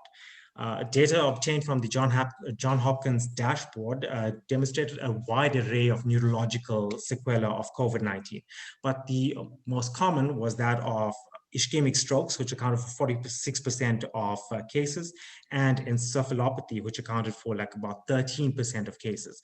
Neurocognitive or neuropsychiatric studies are still being carried out. So routes of infection into the brain, there were numerous postulated. It could be from extensive viremia with breakdown of the blood-brain barrier. It could be from the massive cytokine storm. And another plausible entry would be entry via the nasal passages and entry into the brain via the olfactory bulb, which is that part of the brain that's not covered by dura, which would be a plausible cause of the lack of smell. Either which way, the manifestations within the brain are variable. We have individuals that present with ventriculitis, as the image on the left, where you see restricted diffusion at the body of the right lateral ventricle or the temporal horn. That's indicative of ventriculitis. The image on the right demonstrates hippocampal edema, which is typical of encephalitis. We also get, we get acute necrotizing encephalopathy. And this is an individual where we can see that there's, the image on the left, you're seeing this florid increased signal on FLAIR imaging at the thalami.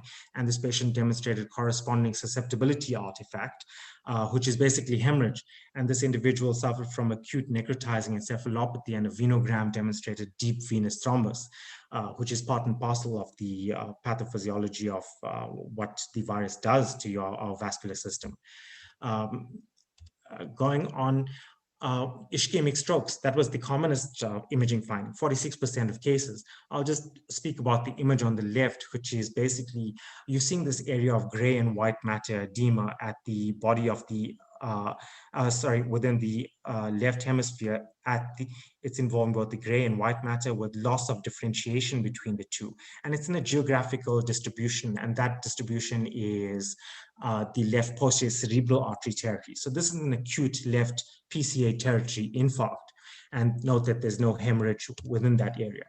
So this is a very interesting slide, and I thought just spend a minute on it. So the image above is what we see is confluent white matter edema at the vertex of the brain. Now, this image was taken at day 25. A repeat MRI on day 75, which was basically 2 months later, demonstrated these areas of basically neuronal loss at the white matter. So this was in keeping with what we call vandal or virus-associated necrotizing disseminated acute leukoencephalopathy. That neurological fallout from this cystic regions or neuronal loss is yet to be studied and is yet to be seen. But what we do know is that neuronal loss is associated with this leukoencephalopathy. Interestingly enough, not uncommonly, we're seeing involvement of the corpus callosum. I know it's a bit infrequent, but I thought I'd speak a little bit about the corpus callosum because I think this is a very important structure. And in particularly, what we're seeing is the splenium of the corpus callosum being involved. Now, why the splenium and the corpus callosum as such? You must understand that the astrocytes in this region are densely populated with glutamate. And we know glutamate is a powerful neurotransmitter. And that neurotransmitter is highly responsible for memory and is responsible for cognitive function. So if we got a virus that has a predilection for glutamate, which is commonly found in the corpus callosum, one, we're going to see corresponding imaging findings. But two, that we know that glutamate is responsible for memory and learning. So one can only postulate that there's going to be lots of neurocognitive fallouts in the future for these individuals. just skip that. Abdominal manifestations, we do know that one, the vascular system is involved, but more importantly, the enterocytes of the colon and the ileum have a high expression of these ACE2 inhibitors. So one, it predisposes to vasculopathy or ischemia of the bowel. And that's manifested on the image on the left. And you can see that we have these areas of pneumatosis, or basically air within the wall of the bowel. And any surgeon will tell you that this was indicative of bowel depth. Correspondingly, we have the pathological specimen. We see these yellow areas of patchy ischemic bowel, and there's areas of black bowel indicative of frank bowel depth. Further, this image on the left shows frank pneumatosis intestinalis, which is basically ischemia of the bowel. And we also know that biliary stasis occurs, and biliary stasis predisposes to infection, and these individuals have an acute cholecystitis. And an acute cholecystitis, as we all know, if there's no high index of suspicion, can be lethal. So our clinicians and surgeons should be vigilant about these conditions. I want you to focus on the image on the right, the axial CT scan. So we have periportal edema, we have portal vein thrombus, and interestingly enough, the splenic flexure is indistinct. Now that splenic flexure, or part of the colon, is indistinct. There's surrounding edema, and this could be either due to venous congestion or possibly infarction of the bowel. And we think it's more infarction of the bowel because if you look at the left kidney itself, the left kidney, there's this wedge-shaped areas of low density within it. And that low density is basically an infarct of the kidney, which tells us that there's hypocoagulability and there's probably ischemia that's happening within this, within the vascular system of the bowel. Going on to cardiac imaging, I wish, honestly, I had more radiological findings with respect to cardiac imaging. We do know that the virus itself can attack the bowel both primarily and secondarily. One, there's direct damage of the virus to the wall and to the vascular system. And secondarily, there could be this massive cytokine storm that leads to a frank inflammation of the ventricles and the atria of the heart, and of course impedes the blood supply. But what cardiologists are seeing with increasing frequency is that this virus is uncovering pre-existing cardiovascular diseases. This was a previously healthy 24-year-old individual that had a 4-day history of respiratory symptoms, tested positive for COVID-19, presented to the casualty or the emergency department with elevated troponin Ts and extreme chest pain. And what we are seeing is this, outlined by the arrow, is extensive subepicardial edema. And on the image on the right, what we're seeing is non-dependent or non-ischemic enhancement. And this was indicative of a florid myocarditis. Imaging and chronic imaging with respect to cardiology is yet to be studied, and I wish I knew more with respect to it. But this is an evolving condition, and we're learning more and more every day. As we do know, the long-term implications of COVID-19, well, with respect to radiology, is an ongoing process. We're learning every day. However, we are very positive that our clever doctors like Dr. Mahdi and Dr. Ruda are going to help us along. Yeah, it just requires a whole lot of vigilance and a whole lot of follow-up imaging. And of course, we welcome feedback from our clinicians who will probably guide us more and help us in the future. I'm just going to leave you with a bit of tongue in cheek about 2020. And this is probably giving away my age as well. It's that year that we'd like to omit, but we'll never forget. So thank you again to everyone who logged in and listened. And I welcome any feedback, and I'm happy to field any questions. Thank you. Thank you very much, Dr. Ratan, for that very interesting talk. Just one question from myself in the interest of time. How often would you say that patients should be scanned, considering the stages that COVID patients undergo, the risk to the staff? Given the risk of the staff and the risk to staff and the risk of transmission, I think patients should be scanned on a symptomatic basis. Basically, if there's a change in condition, if there's a high index of pulmonary embolism, or a high risk or a severely symptomatic patient, that's when they should be imaged. If you're fairly well or if you're on the mend, I don't recommend you being imaged. Well, at least in the acute or in the infectious phase. Of course, a chronic patient who's having persistent cough and who's tested negative can be imaged as and when. But in the acute phase, when you're infectious, given that we're trying to contain the virus, I would just think it be required only if there's probably a high index of suspicion for embolism or positive D-dimer or change in condition or a patient in severe respiratory distress. Yep. Thank you very much, Dr. Ratam. In the interest of time, we won't take any further questions. Thank you.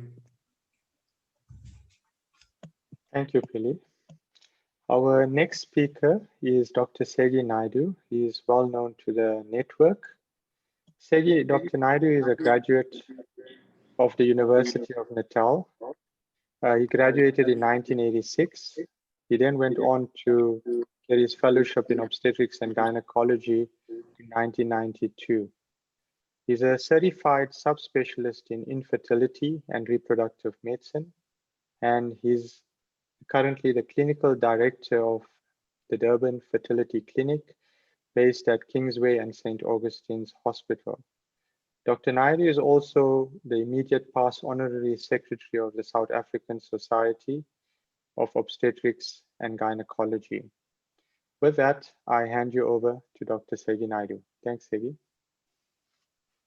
Thank you, Rajesh. Good evening, colleagues, and thanks very much to the KZN Specialist Network for inviting me to give this presentation. So I've been asked to speak on stem cell therapy in assisted reproductive technology, and which is the prevalence of fertility problems now affects at least 10% of couples worldwide, and which has reached like pandemic proportions. Although there's a myriad of conditions that cause fertility problems, most of this talk would focus on the non-availability of functional gametes in males, leading to non-obstructive azoospermia, and to women in the delay of childbearing age has led to ovarian aging. And in these couples, the only choice is to have either egg or sperm donor or embryo donation. Unfortunately, the main problem for this is that there is no genetic link for these particular patients, and they all desire to have a genetic link to the parenthood. So women, we know, are born with a finite number of eggs, and as they get older, you'll find that the ovarian reserve would start to decrease, and the number of eggs with quality would start to diminish, and this is a major challenge for IVF specialists. So with the entrance of women in the workplace and the delay in marriage and delay in childbearing, we find that there's a decline in the ability to fall pregnant, especially in their 30s or late 30s. And often this is compounded by complete ovarian failure due to other pathologies like endometriosis or oncofertility problems like any chemoradiation, or in patients where they tend to have premature ovarian insufficiency. So currently, the only practical option is egg or embryo donation. And therefore, the search is always to engage with new therapies for the rescue and to promote a new primordial follicles to increase the oocyte yield. So we know that every girl is born with a finite number of eggs, and this is our old dogma and our current understanding of the ovarian function. And with age, that the quality and number of eggs will decline. And this is what we collectively call the ovarian reserve.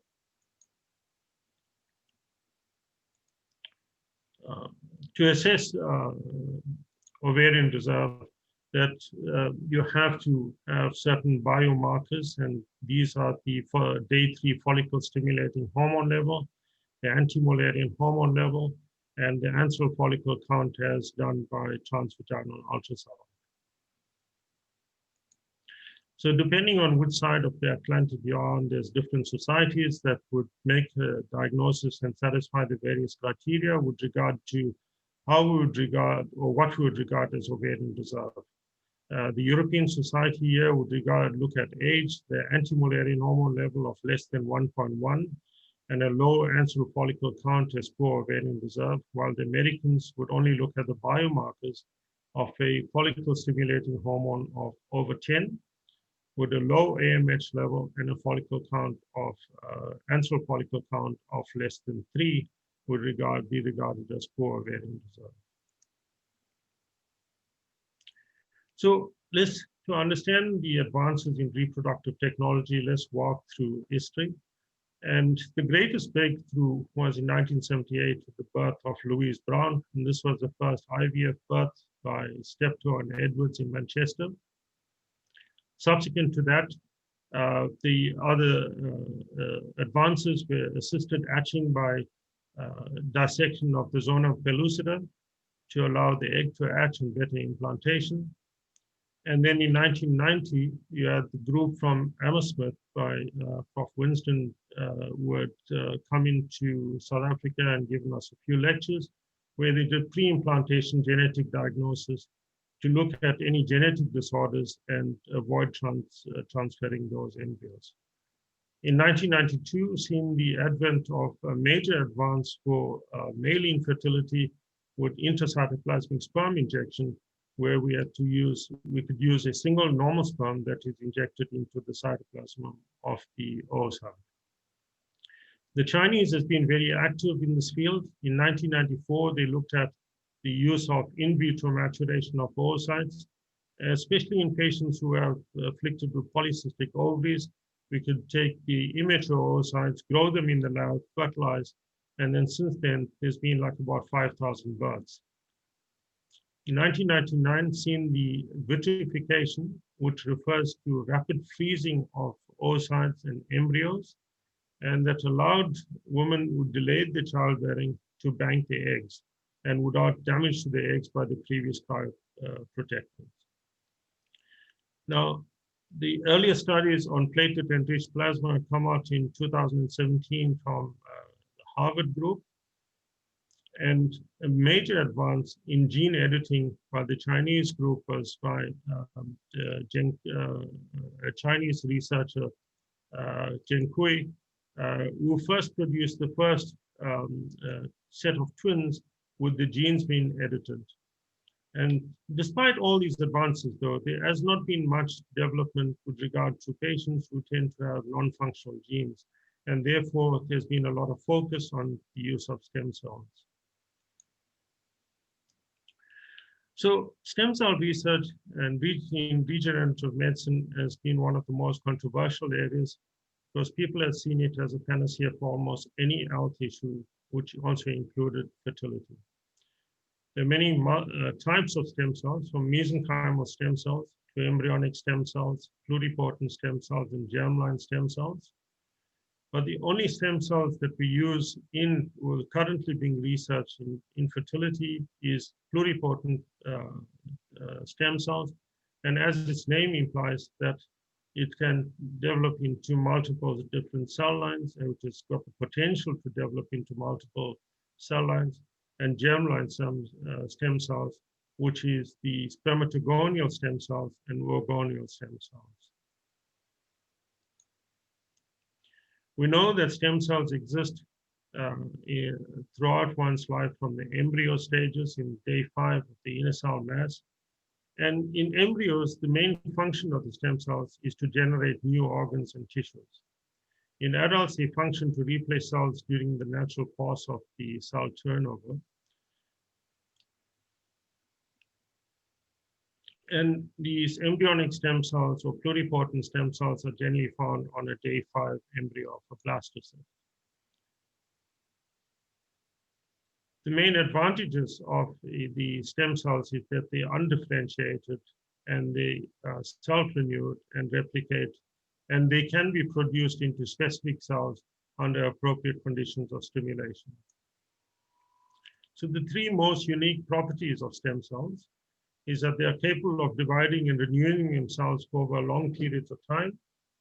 They are unspecialized, and given the correct signals, they could rise to specialized cells, including developing into gametes. It's only that pluripotent stem cells can be signaled and to generate into gametes. However, most of the problems have been, or the ethical obstacles in using pluripotent stem cells from the inner cell mass of embryo. And it was frowned upon to do more research on embryonic stem cells. Until in 2006, a Japanese researcher by the name of Yamanaka had found a way to change the normal cells into an induced pluripotent cell that can develop into any cell line, including egg and sperm. So this is just a graphic of this, where you can take any tissue sample, including blood, skin, or urine cells, that can be reprogrammed in vitro. In addition, we have the embryonic stem cells, which is also pluripotent stem cells from the inner cell mass. These pluripotent stem cells can generate into any type of cell. And from these pluripotent stem cells, they can be signaled to form primordial germ cells, which can then develop into egg or sperm cells. The first exciting news that come out on the development of lab-grown sperm and eggs was in a report from Cell Reports by Clark and colleagues in University of California, Los Angeles, where they found that germ cells derived from embryonic stem cells are compared to induced pluripotent stem cells were identical. And once injected into the murine ovary or testes of rats, they could then differentiate into egg and sperm. So in vitro gametogenesis can generate progenitor cells or somatic stem cells or somatic cells into pluripotent stem cells. And this interest is mainly to use artificial gametes to avoid the ethical issues associated with the embryonic stem cell research. This is particularly important for couples or patients that have lost the gametes as a result of various forms of diseases, and particularly in prepubertal males or in prepubertal girls who've had undergone childhood cancers. And Prof. Laku alluded to that earlier, where they've used current therapies, cryopreservation of the cells, if it is available, and then reintroduced later on for fertility. One of the problems with this is that the possibility of reintroducing the malignant cells. So therefore, the use of artificial gametes would improve this area of concern. The big advantage of using artificial gametes is that now there's a genetic link to the parents, unlike where there's a gamete donation from an egg or sperm donor. And this would be a big advantage for same-sex couples who would prefer to have their own genetic parenthood. Sorry, this is so difficult to see because of the size, but there's two ways of using the stem cells, the pluripotent stem cells. The one is that where it is transplanted into the primordial germ cells are transplanted into the testes or into the male, so into the ovaries of females, where you got the orgonal stem cells and the spermatogonial stem cells, and that can form sperm and egg.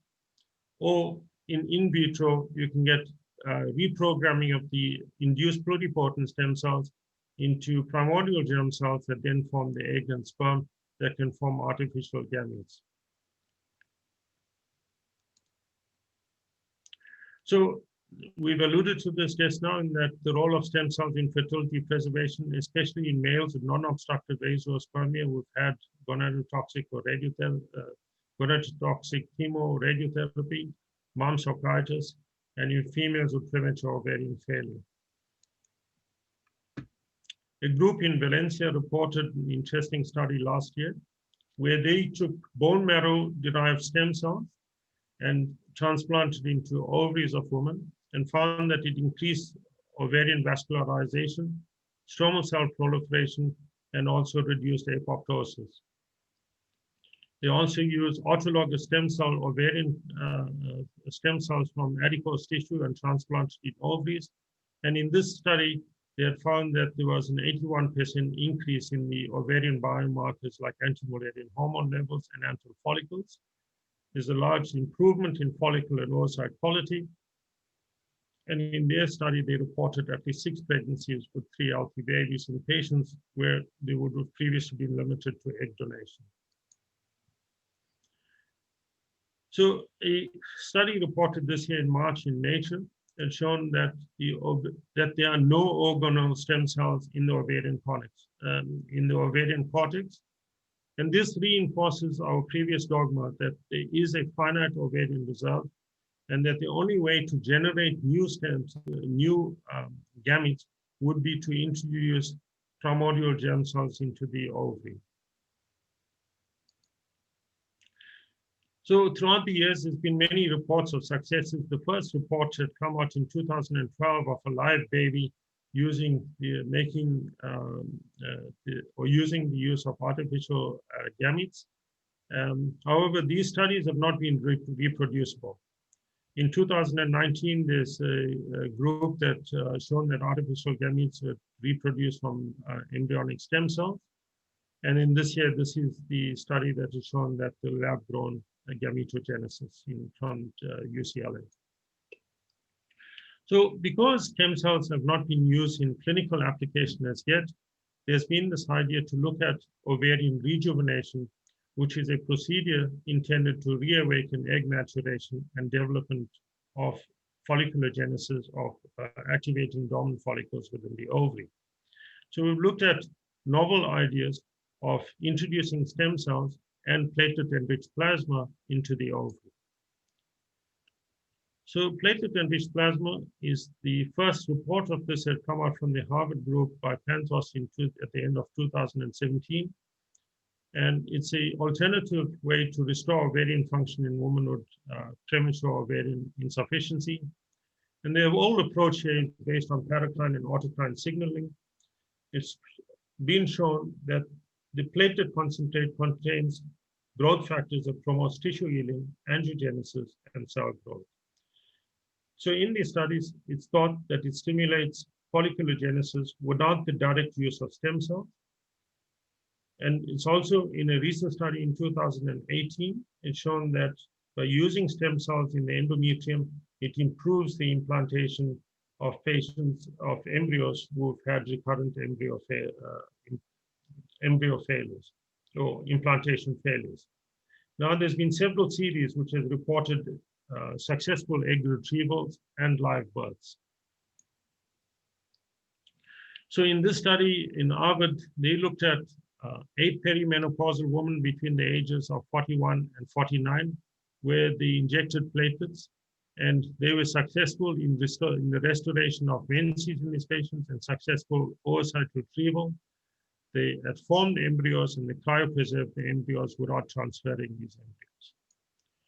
The indications for platelets in assisted reproductive technology would be for menopausal or perimenopausal women below the age of 50, women over the age of 35 with a very low anti-Mullerian hormone level, or women under the age of 35 which demonstrated poor ovarian reserve, women with ovarian insufficiency or ovarian failure, and patients who've had chemotherapy that was gonadotoxic. And now recently, we've been using it in the endometrium for patients with recurrent implantation failures.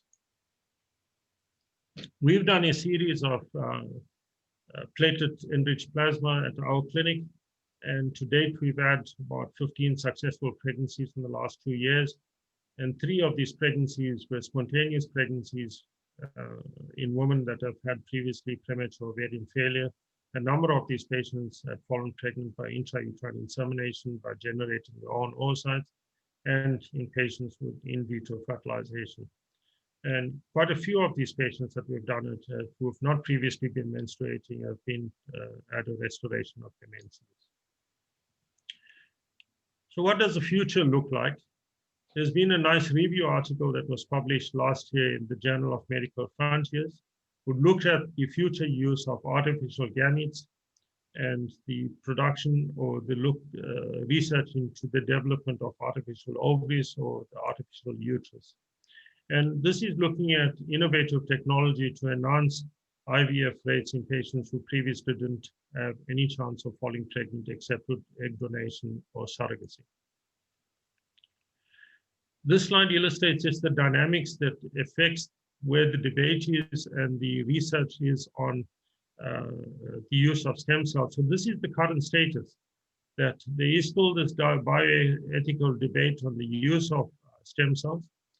Most of the work currently is still in the experimental phase, and it's not been used for any clinical applications as yet because there are still some technical hurdles. And the limitations are mainly as a result of some of the safety concerns. And there hasn't been any large studies proving efficacy, and the lack of legislative framework with regard to the ethics that are concerned. But the major drivers are people are from the public who demands new technologies to increase the success of assisted reproductive technologies, and especially in patients who have recurrent failures of IVF.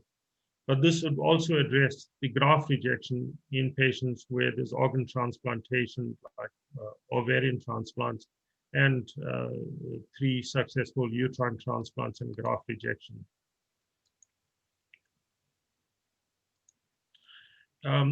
Sorry, this is a busy study, but it just shows the perspectives with regard to the artificial ovary, the artificial uterus, and artificial gametes. So the future strategies with development of an artificial ovary would, one, reduce the risk of graft rejection and immunosuppression therapy. But if you develop an artificial ovary, then a lot of these studies of the physiology of folliculogenesis could be studied in the lab.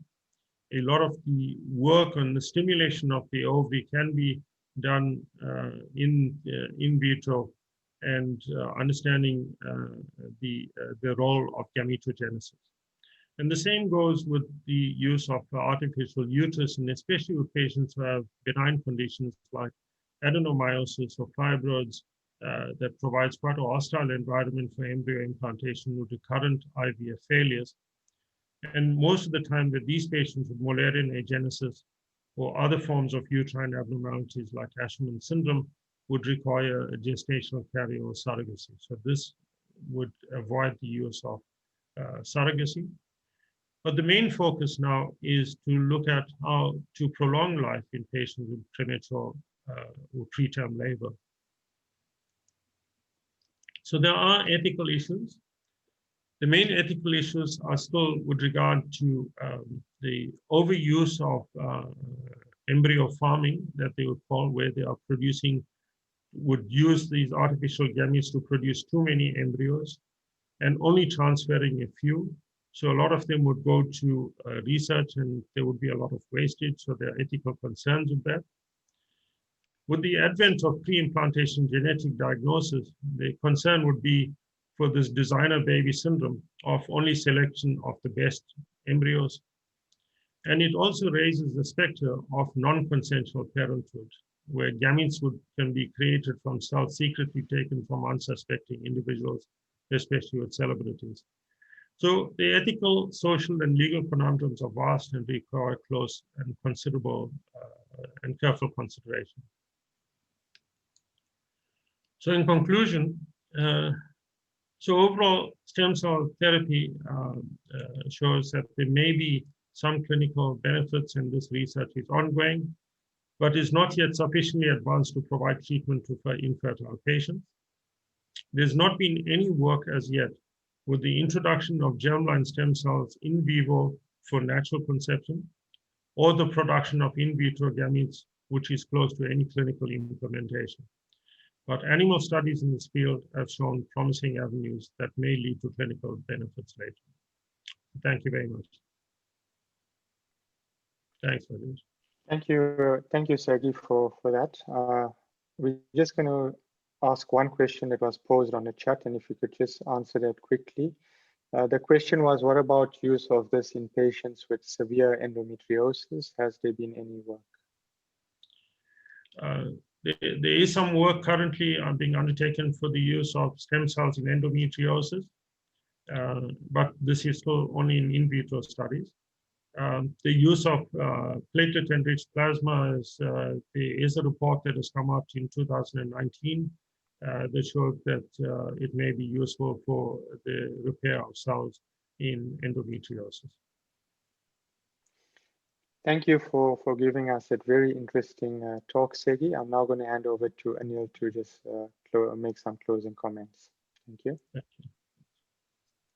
Thanks, Rajesh. I think this brings the first day of the 2020 KZN Network Congress to a close. I want to say a big thank you to all the speakers, all the panelists. Thank you for all of you for being patient. You must admit we've had an interesting and varied discussion. The conference will continue on Wednesday. I'm hoping most of you would log in at 6:30 on Wednesday to listen once again to another mixed bag of topics. So we'll see you then. Good night.